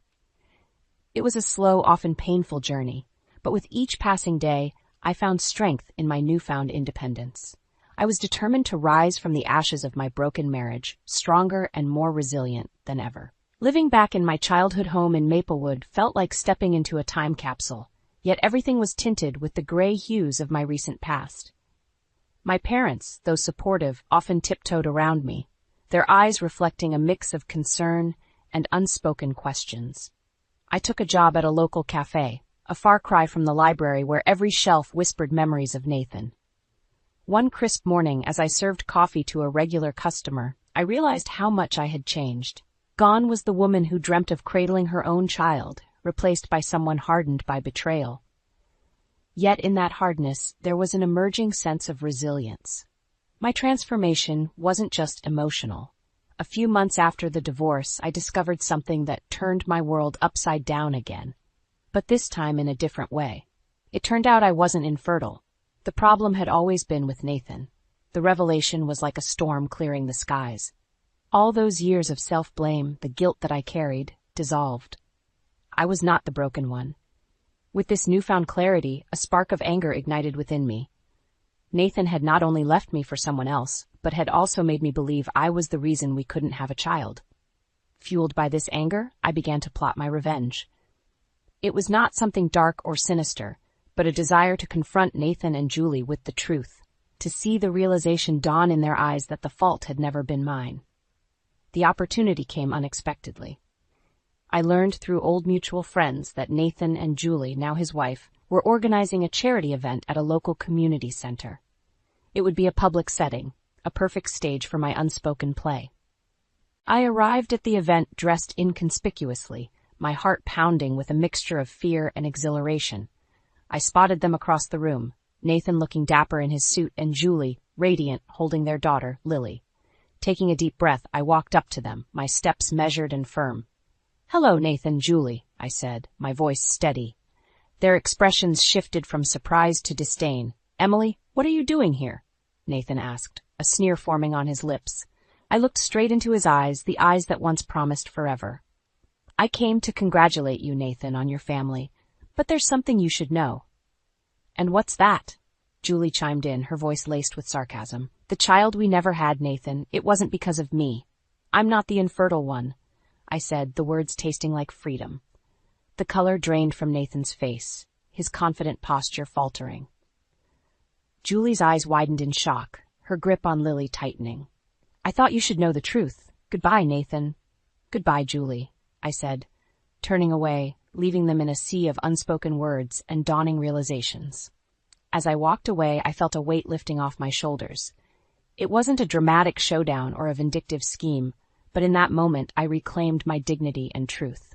I walked out of that community center not as a victim, but as a survivor, ready to write the next chapter of my life on my own terms. Months had passed since my encounter with Nathan and Julie at the charity event. That moment, liberating as it was, had stirred something in me. A need for a closure I hadn't realized I craved. Life in Maplewood carried on, my days at the cafe filled with the familiar hum of coffee machines and casual chatter, but my thoughts often drifted to that day. Then came the unexpected invitation to my niece's birthday party at the city aquarium. The aquarium, a place of wonder and serenity, soon became the stage for a confrontation I never anticipated. As I meandered through the crowds, admiring the dance of colorful fish behind glass walls, a familiar, contemptuous voice pierced through the tranquility. Well, if it isn't Emily, still wandering alone in life?" I turned to see Nathan, Julie, and a young girl, presumably their daughter, standing a few feet away. My heart raced, but this time not from fear or surprise, but from a sense of indignation. "What brings you here, Nathan?" I asked, my voice calm yet edged with defiance. We're here for Lily's school project. Unlike some, we're a proper family, Nathan sneered, his eyes scanning my solitary figure with disdain. Julie chimed in, her voice dripping with false pity.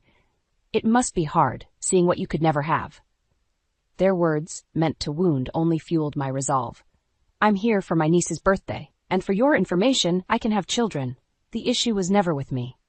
The smugness on Nathan's face faltered, replaced by an unmistakable flash of surprise. Julie's expression twisted, a mix of confusion and anger. It's sad, really, how you cling to these lies to feel better about your lonely existence, Nathan retorted, attempting to regain his composure.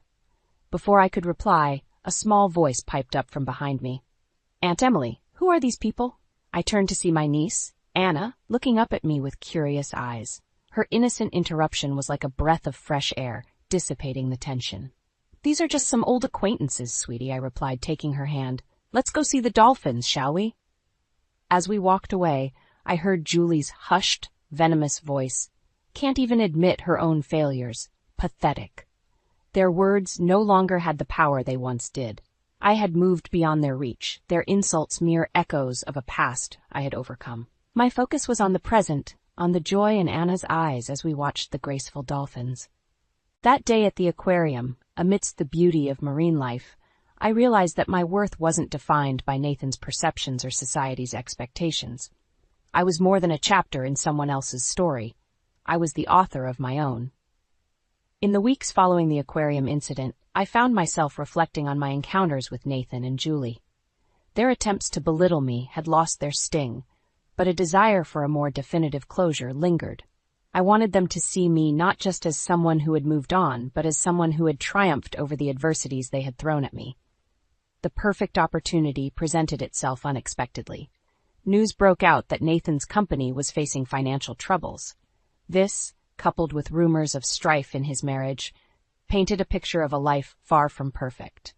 It was then I decided to attend the high school reunion, knowing Nathan and Julie would be there. It was time they saw the new me, not just heard about it.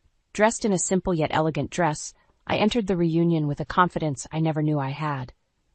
The room buzzed with the chatter of old classmates, but it fell silent as Nathan and Julie entered. He looked older, the lines of stress evident on his face, while Julie clung to his arm, her smile not quite reaching her eyes. I mingled, catching up with old friends, feeling their surprised glances as they took in my transformation. Then, as I had anticipated, I found myself face to face with Nathan and Julie. Emily, you actually came. Thought you'd be too busy with your... What do you do now? Nathan sneered, his words laced with condescension.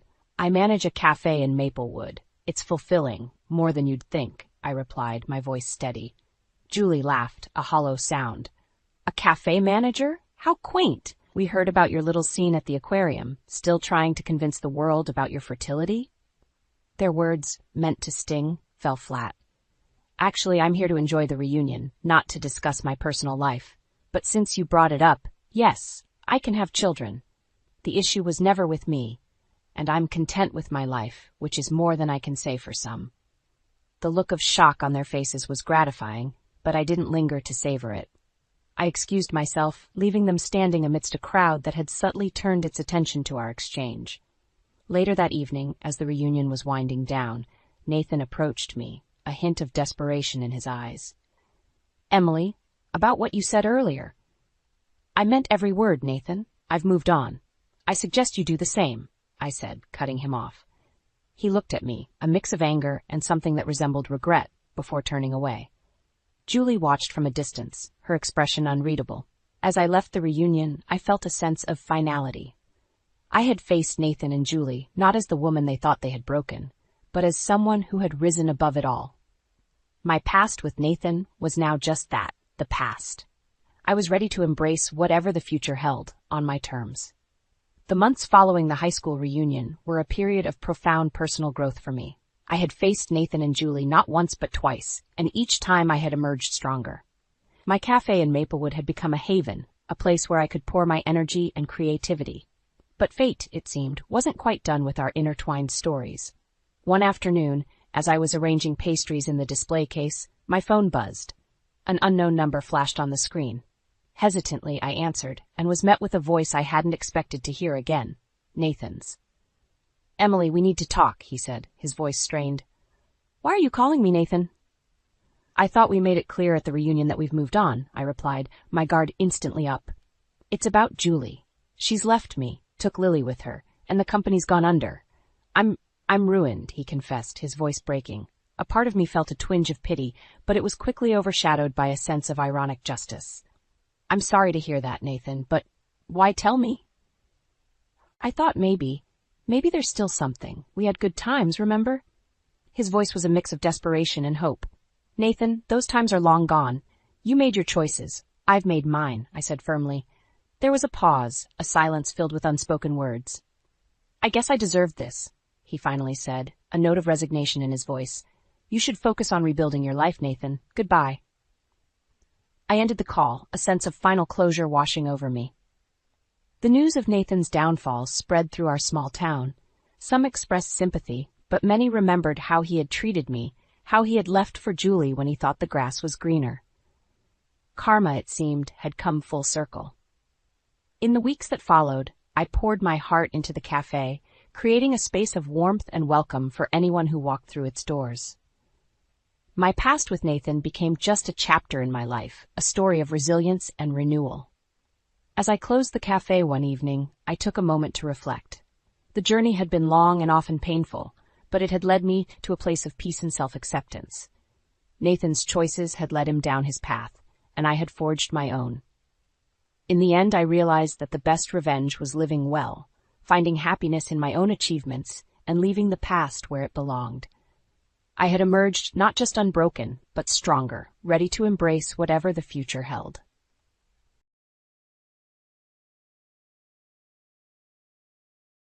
The morning sun had barely risen when the shrill ring of the phone shattered the calm of Christmas morning.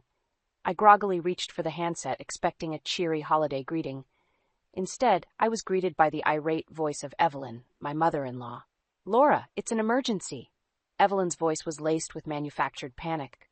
"What's wrong?" I asked, my heart racing with concern. "It's my water bill. I pay monthly, but my niece pays quarterly. It's unfair. I need Tom to call the utility company right now." I blinked in disbelief. This was her emergency? I felt a surge of irritation. "Evelyn, it's Christmas. The company won't be open today, and it's hardly an emergency." She cut me off. "You don't understand. I'm alone here, and no one cares." Her voice rose, teetering on the edge of hysteria. As I tried to reason with her, I heard Tom's footsteps approaching. "What's going on?" he asked, rubbing sleep from his eyes. "It's your mom," I said, passing him the phone. "Water bill crisis." Tom's face tightened as he listened to his mother. I could hear her shrill voice through the phone, her words dripping with guilt and urgency. After he hung up, I couldn't hold back my frustration. "Why do you let her manipulate you like this, Tom? It's Christmas, and she's talking about water bills." Tom's expression hardened. "She's just lonely, Laura. We need to be there for her." "But there's a limit, Tom. She's taking advantage of your kindness." Our argument escalated, voices rising in anger and frustration. In the midst of our heated exchange, I noticed an email notification on Tom's phone from his sister, Anne. Curiosity piqued. I opened it and felt my blood run cold. The email was a chain of messages where Evelyn had been spreading vile rumors about me to the family, painting herself as the victim of my supposed neglect. I confronted Tom, my voice shaking with rage. "Look at this. She's been lying about me to your family. This is the lonely woman you're defending." Tom read the messages, his face paling. I had no idea," he stammered. The realization hit me like a wave. Evelyn was not just a nagging mother-in-law, she was a manipulator who had been actively working to turn my own husband's family against me. On this Christmas morning, amidst the twinkling lights and unopened gifts, a cold, hard resolve settled in my heart. Evelyn had crossed a line, and it was time for her to face the consequences of her actions. In the cold aftermath of the Christmas confrontation, memories of Evelyn's past intrusions began to surface like unwelcome ghosts. I sat in the living room, the twinkling Christmas lights mocking me with their cheer, as I recalled countless instances where Evelyn had overstepped her bounds. Each memory stoked the fires of my resolve. Later that day, as Tom and I sat in strained silence, I decided to open up about the simmering resentments. "Tom, do you remember our anniversary last year?" I began, my voice steady but laced with bitterness. "How your mother showed up uninvited and made that scene about how I'm not right for you." Tom shifted uncomfortably. "I know, Laura, but she's just... Or what about the time she accidentally sent those emails to your colleagues about me being an opportunist?" I cut him off. "It's always just Evelyn being Evelyn, but it's destructive, Tom. She's tearing us apart." Tom looked down, unable to meet my gaze. "I didn't realize how much this affected you," he admitted. The next day, I decided to dig deeper into Evelyn's behavior. I called Anne, Tom's sister, and what she revealed was shocking. "Laura, you're not the first," Anne confessed. "Mom drove away Tom's ex with similar tactics. I thought she'd changed, but I see the pattern now." My heart sank. This was a deep-seated pattern of behavior, not just simple meddling. "Why didn't anyone warn me?" I asked, a mix of anger and sadness in my voice. "We thought she'd mellowed out," Anne replied. "I'm so sorry, Laura."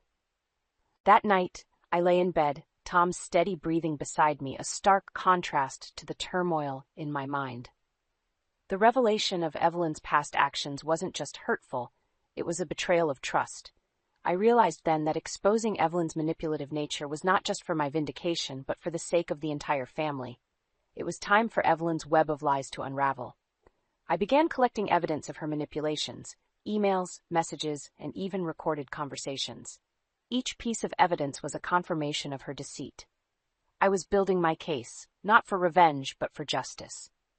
Evelyn's reign of emotional terror had to end, and I was going to be the one to end it. As I worked, a sense of empowerment grew within me.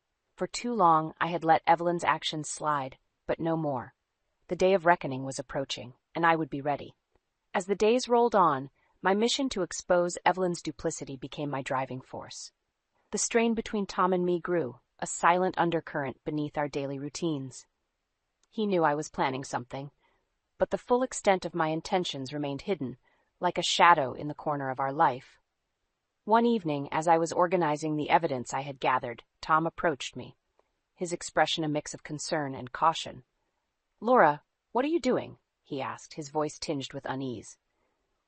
"I'm doing what needs to be done," I replied without looking up, my eyes fixed on the screen displaying years of Evelyn's manipulations. "This is going too far. It's becoming an obsession," Tom said, his voice rising in frustration. "Can't we just talk to her, try to work this out?" I turned to face him, my resolve stealing my voice. "Talk to her? After everything she's done? No, Tom. She needs to be held accountable." Tom sighed, the weight of our predicament pressing down on him. "I just don't want this to tear us apart." But the wedge Evelyn had driven between us was already too deep, and I knew there was no turning back. The opportunity I was waiting for presented itself a week later. Evelyn called, feigning sweetness, inviting us over for a family dinner. "It's time to clear the air," she said, her voice dripping with false sincerity. I accepted her invitation, knowing this was the moment to reveal the truth.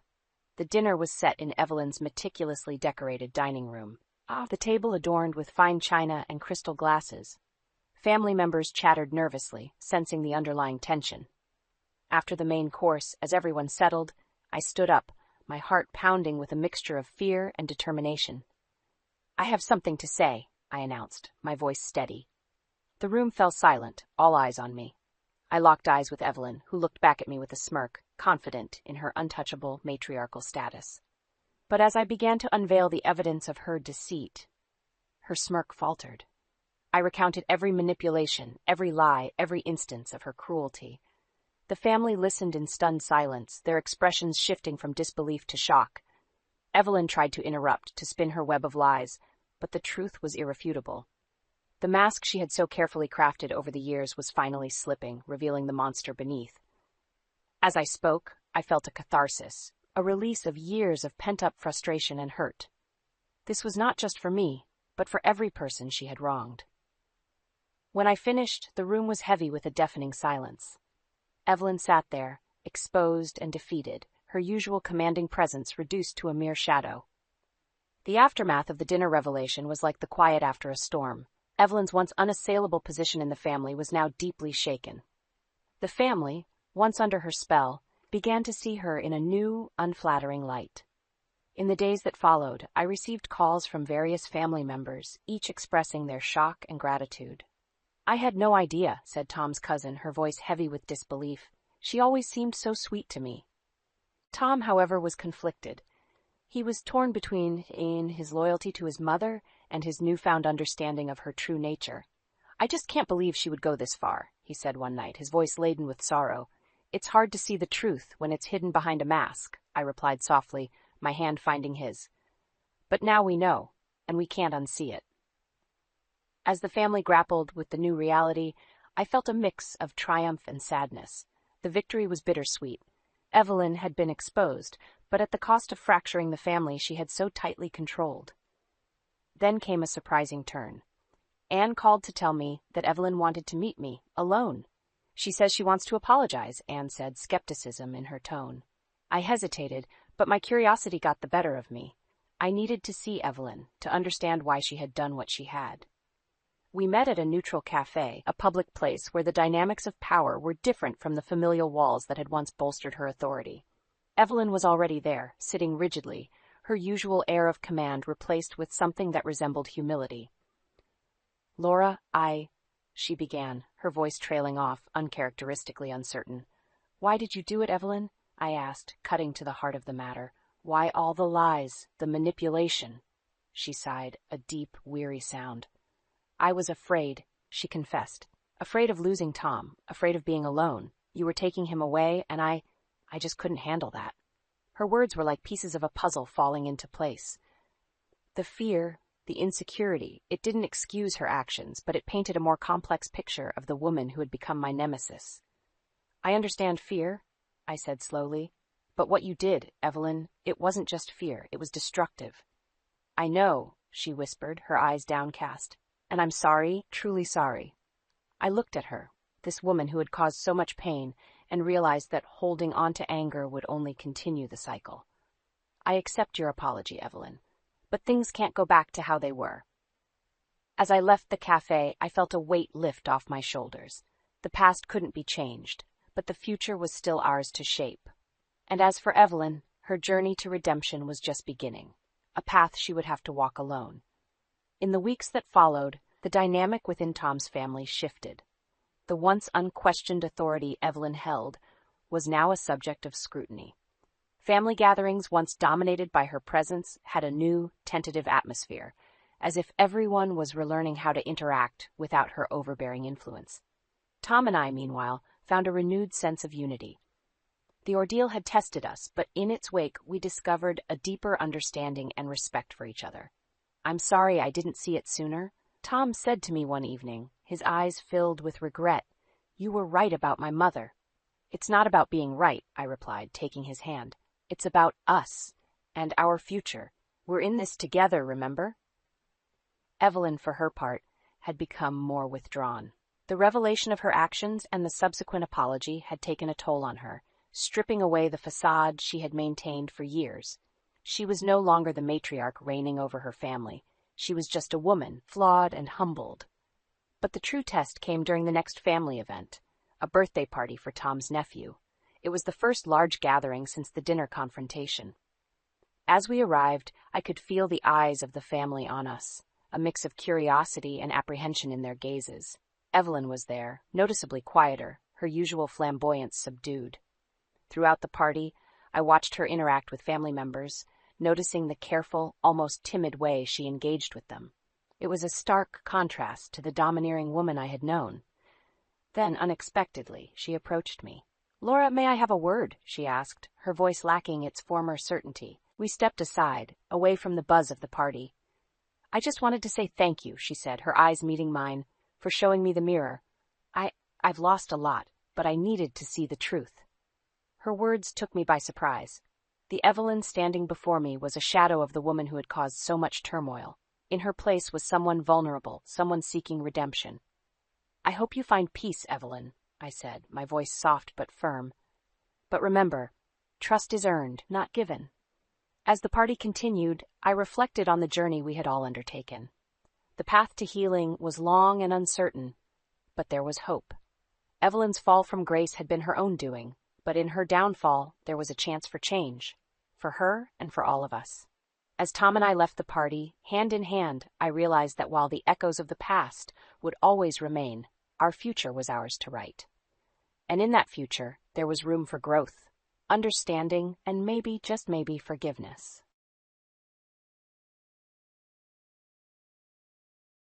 Sure, but you're going to be the one stuck with those 5 kids. I'm taking the house, Daniel said, his voice dripping with a smugness that sent shivers down my spine. His words were a slap in the face, a stark reminder of how far we had drifted from the love that once seemed unbreakable. I took a deep breath, steadying my shaking hands. You think this is just about the house, Daniel? I asked, my voice steady despite the turmoil inside. He shrugged, a smirk playing on his lips. What else is there, Laura? You'll crawl back eventually. You need me. That was Daniel, arrogant, dismissive, and utterly blind to the wreckage of our family that lay at his feet. Our journey together, which had begun with laughter and dreams in the corridors of college, had twisted into this bitter, unrecognizable end. You've always underestimated me, I said quietly, my mind made up. But not anymore. I'm filing for divorce, Daniel. And I'm taking the kids. His laughter was cruel, a sound that echoed in the empty spaces of our once happy home. Divorce? You think you can manage without me? Go ahead, try. But remember, I'm keeping the house, and without my money, good luck surviving. I looked into his eyes, searching for a trace of the man I had fallen in love with, but all I saw was a stranger, a cold, heartless stranger. I turned away, my heart heavy, but my decision firm. You'll see, Daniel. You'll see what life is like without us, and when you do, don't come looking for me. With those words, I left the room, leaving behind the shattered remains of what was once my life. The kids were still asleep, unaware of the storm that was about to change our lives forever. As I packed a few essentials, my mind raced with plans and possibilities. I had to be strong, not just for myself, but for the 5 beautiful reasons sleeping in their rooms. They deserved a life free from the shadow of their father's indifference and cruelty. I glanced back one last time at the home that had held so many dreams and whispered a goodbye to a past that could never be reclaimed. Stepping out into the crisp morning air, I felt a sense of freedom, tinged with fear and uncertainty. But above all, there was hope. A fragile, flickering hope that from the ashes of our broken family, something new and beautiful could arise. The journey ahead would be challenging, but I was ready. Ready to fight, ready to rebuild, and ready to show Daniel that his arrogance would be his downfall. This wasn't just the end of a marriage, it was the beginning of a new chapter, one where I was the author of my own destiny. The day I met Daniel at college, he was the epitome of charm and wit. His laughter was infectious, and his promises were like a beacon of hope. We were young, in love, and naive enough to believe that love was all we needed. Fast forward to our married life, things started to change slowly yet painfully.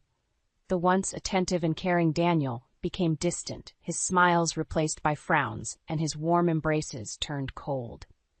It hit me hardest after the birth of our twins, Ellie and Ethan. I still remember holding them in my arms, their tiny fingers wrapped around mine, and looking up to see Daniel standing at the door, his expression unreadable. "Why won't you hold them?" I asked, my voice a mix of bewilderment and hope. "They are your children, Daniel." He shrugged, avoiding my gaze. I just don't know how to handle them." I tried to understand, to believe that it was just a phase, that soon he would be the doting father I had imagined he would be. But as days turned to months, the distance only grew. When I brought up the idea of having another child, hoping it might bridge the gap between us, his response was lukewarm. "Sure, if that's what you want." But it was never what he wanted, was it? The man who once dreamed of a big, happy family was now a shadow of his former self, buried under excuses and avoidance. Our life became a cycle of unmet expectations and silent dinners. The laughter and love that once filled our home were replaced by a deafening silence, broken only by the children's laughter, a sound that seemed to alienate Daniel even more. "Why don't you spend time with the kids?" I asked one evening, my voice a mere whisper, heavy with unshed tears. He didn't even look up from his phone. "I'm busy, Laura. You know how it is." But I didn't know. I didn't understand how the man I loved could turn his back on his own flesh and blood. How he could retreat into a shell, leaving me to juggle the responsibilities of 5 young lives alone. The more I tried to reach out, the more he pulled away, burying himself in work, and on the rare occasions he was home, he was like a ghost, present in body but absent in every way that mattered. As I lay in bed that night, the moon casting a pale light across the room, I realized the painful truth. The Daniel I fell in love with was gone, replaced by a stranger I no longer recognized, a stranger who wore the mask of my husband but whose eyes were void of the warmth and love that had once drawn me to him. I knew then that I had to make a choice, not just for myself, but for Ellie, Ethan, and the triplets. I had to step out of the shadow of a broken marriage and into the light of a new beginning. A beginning where I was strong, independent, and free from the chains of disappointment and unfulfilled promises. As the first light of dawn crept through the window, I made a silent vow. I would not let Daniel's indifference break me. I would rise from the ashes of our failed marriage and build a life of happiness and love for my children and myself. A life where we were no longer just surviving, but thriving. Living with Daniel had become like navigating a minefield, each step uncertain and fraught with the risk of emotional detonation. The house, once a symbol of our shared dreams, had become a prison of my frustrations and his indifference.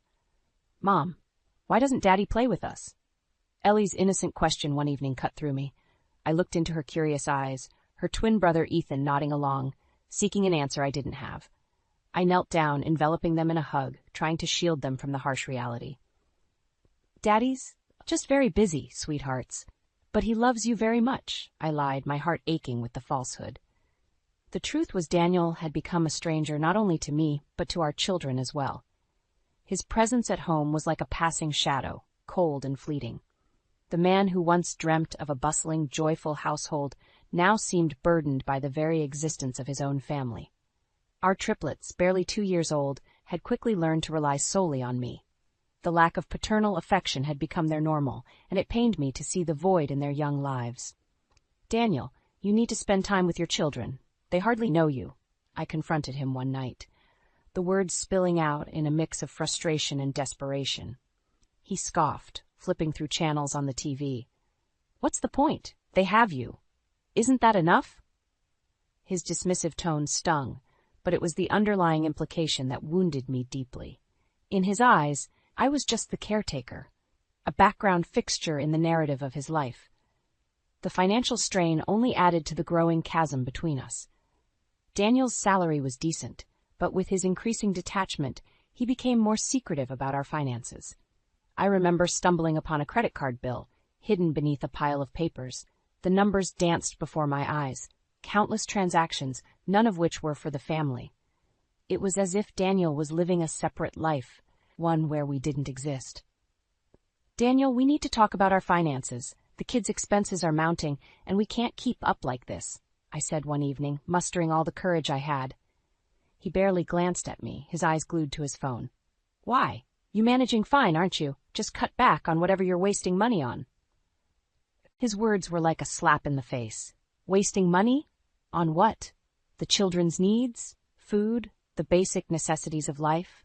The more I tried to bridge the gap, the more he retreated into his shell, leaving me alone to bear the weight of our crumbling world. The loneliness was crushing, but it was the helplessness that consumed me. The feeling of being trapped in a loveless marriage, fighting a losing battle for the sake of my children. But amidst the despair, a fire was kindling within me, a fire of defiance, a determination to no longer be a silent sufferer in the narrative Daniel had written for us.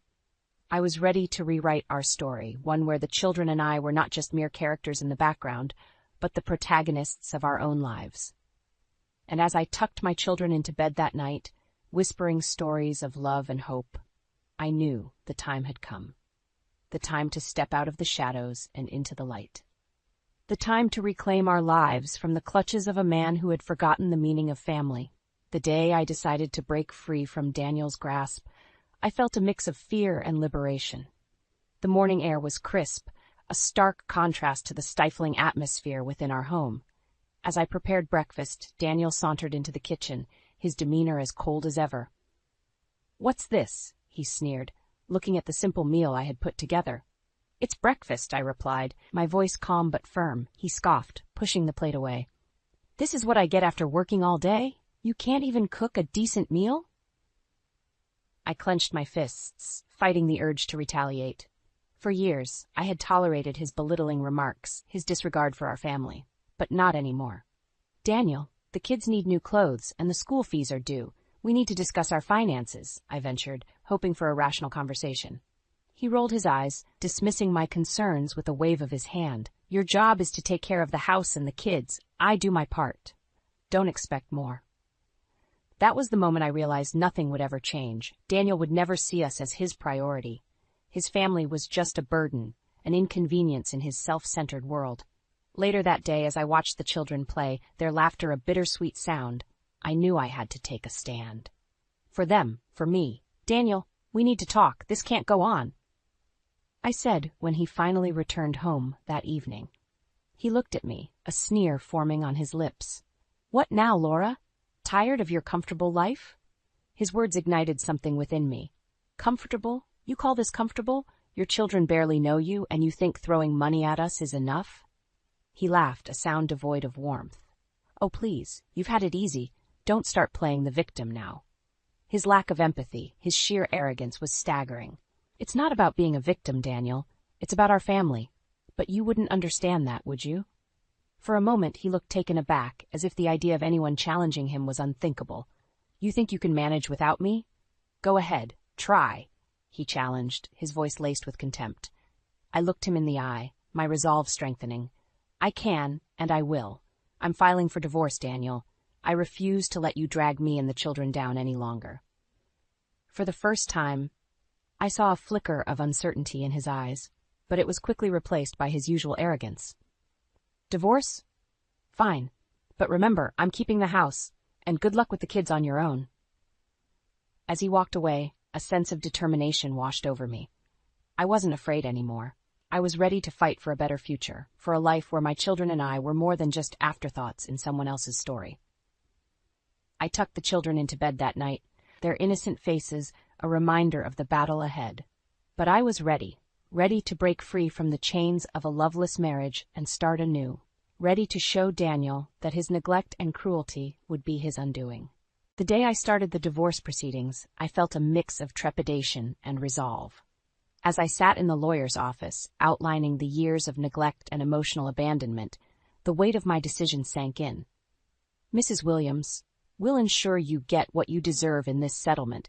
Your children's well-being is our priority, the lawyer assured me. I nodded, feeling a sense of empowerment.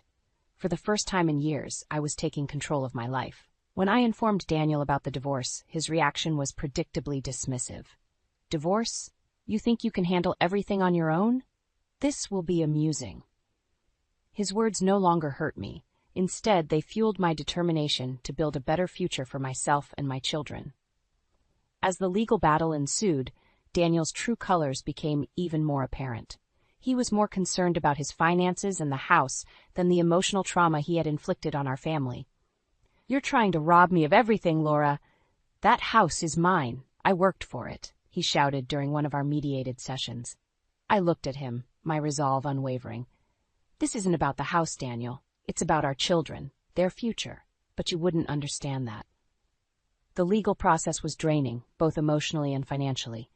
But with each passing day, my resolve strengthened. I was fighting for justice, for recognition of the years I had spent in the shadow of a man who valued his ego more than his family. During the final hearing, Daniel's arrogance was on full display. You think you've won, Laura? You'll come crawling back. You can't survive without me. But he was wrong. I had survived, and I would continue to do so. The court's judgment was in my favor, granting me custody of the children and a fair settlement. As I walked out of the courtroom, a sense of liberation washed over me. I had stood up to the man who had tried to diminish my worth, and I had emerged victorious. That evening, as I sat with my children, their laughter filling our modest but warm home, I knew I had made the right decision. We were starting a new chapter, one of hope and new beginnings. Daniel's attempts to intimidate me had failed. He had underestimated my strength, my resilience. And now, he was the one left to grapple with the consequences of his actions. I looked at my children, their faces beaming with happiness, and I knew we would be okay. We had each other, and that was all that mattered. The path to liberation had been long and fraught with challenges, but I had walked it with my head held high. And as I put my children to bed that night, I whispered a promise to them and to myself. We would never be victims of Daniel's cruelty again. We were free, and we would thrive. The days following the divorce were a blend of relief and rebuilding. My sister Emily became my rock during this tumultuous time. Moving in with her was a decision born out of necessity, but it blossomed into a period of healing and growth for me and the children. "Laura, you're stronger than you realize," Emily said one evening as we sat in her cozy living room, the kids asleep in the next room. Her words were a balm to my weary soul. "I had to be for the kids," I replied, my voice tinged with a mixture of pride and exhaustion. The practical aspects of starting over were daunting. The financial settlement from the divorce was a relief, but it was the emotional scars that were harder to heal. Emily's support was invaluable. She was more than just a sister. She was a mentor, a friend. Daniel's absence became more pronounced in the kids' lives, but we filled the void with love and laughter. Emily's bond with the children grew each day, her natural maternal instinct a comfort to their wounded hearts. I found a job at a local library, a place that offered not just employment, but a sanctuary of sorts. The routine, the sense of purpose, was therapeutic. Slowly, I was reclaiming my identity, no longer just Daniel's wife or the mother of his children, but Laura, strong, independent, and resilient. But the journey wasn't without its challenges. Daniel's shadow loomed over our lives in unexpected ways. He tried to worm his way back into our lives, his messages oscillating between apologies and accusations. "You'll regret this, Laura. You and the kids need me," he texted one night, his words a stark reminder of the manipulation I had escaped. I didn't respond. Emily's advice echoed in my mind. "Don't let him back in, Laura. You've come too far." Her words were my anchor, keeping me steady in the face of Daniel's persistent attempts to unsettle me. The children adjusted to our new life with remarkable resilience. Their laughter filled Emily's home, turning it into a haven of hope and new beginnings. We had our moments of struggle, of course, but we faced them together as a family. As the weeks turned into months, I realized the divorce had not just been the end of a painful chapter, but the start of a new narrative. A narrative where I was the author, where my children and I were the main characters, charting a course towards a future filled with possibility. Emily and I would often sit on her porch after the kids were asleep, talking about life, dreams, and the future. In those quiet moments, I found a peace I hadn't known in years. "You've done it, Laura," Emily would say, her eyes shining with pride. "You've built a new life for yourself and the kids." And she was right. Against all odds, we had built something beautiful from the ashes of my broken marriage. We were no longer just surviving, we were thriving. Months had passed since the divorce, and life had settled into a new rhythm. However, the peace was abruptly shattered one evening by an unexpected call from Daniel. I hesitated as I saw his name flash on the screen. Taking a deep breath, I answered, bracing myself for what was to come. "What do you want, Daniel?" His voice was a mix of desperation and arrogance. "Laura, you need to come back. The kids need a father." I couldn't help but scoff. "They have been doing just fine without you." "You're turning them against me," he accused, his voice rising in anger. "No, Daniel, you did that all by yourself," I replied, my voice steady despite the turmoil inside. "I've changed, Laura. I realize my mistakes now. Let's start over," he pleaded, but his words rang hollow. I felt a surge of anger and disbelief. "Start over? After everything you've done? You're delusional, Daniel." There was a pause on the line, and when he spoke again, his tone had changed. "You'll regret this, Laura. You can't keep me away from my kids forever." I clenched my phone, feeling a mix of anger and determination. "Watch me, Daniel. I will do whatever it takes to protect them from you." The call ended with a click, leaving me shaken but resolute. I knew Daniel's threats were not to be taken lightly, but I was no longer the woman who had tolerated his neglect and abuse. In the weeks that followed, Daniel's attempts to worm his way back into our lives intensified. He tried to sway the children with gifts, to charm Emily with false apologies, but we stood firm. Then came the day when I received a letter from Daniel's lawyer, demanding visitation rights. It was a move I had anticipated, yet it filled me with dread. I met with my lawyer, my resolve unwavering. I won't let him near the kids. He's a toxic influence. We'll fight this, Laura, my lawyer assured me. You have a strong case. The ensuing legal battle was draining, but I was fighting for something far more important than my own well-being. I was fighting for my children's future. As I sat in the courtroom listening to Daniel's lawyer paint him as a reformed man, a devoted father, I felt a surge of anger. He was playing the victim, twisting the narrative to suit his agenda. But the evidence was on my side. The years of neglect, the emotional trauma he had inflicted, spoke louder than his empty words. The judge's verdict was a vindication of all we had endured. Daniel's request for visitation was denied, with the judge citing concerns for the children's emotional well-being. As I walked out of the courtroom, a weight lifted off my shoulders. I had stood up to Daniel not just for myself, but for my children. I had shown them the strength of standing up to injustice, to fight for what is right. We were free from Daniel's shadow, finally. The road ahead would have its challenges, but we were ready to face them together. As I tucked the kids into bed that night, I knew we had turned a page. We were no longer bound by the chains of the past. We were moving forward, towards a future filled with hope and promise. And as I turned off the lights, a sense of peace settled over me. We were safe, we were together, and we were home.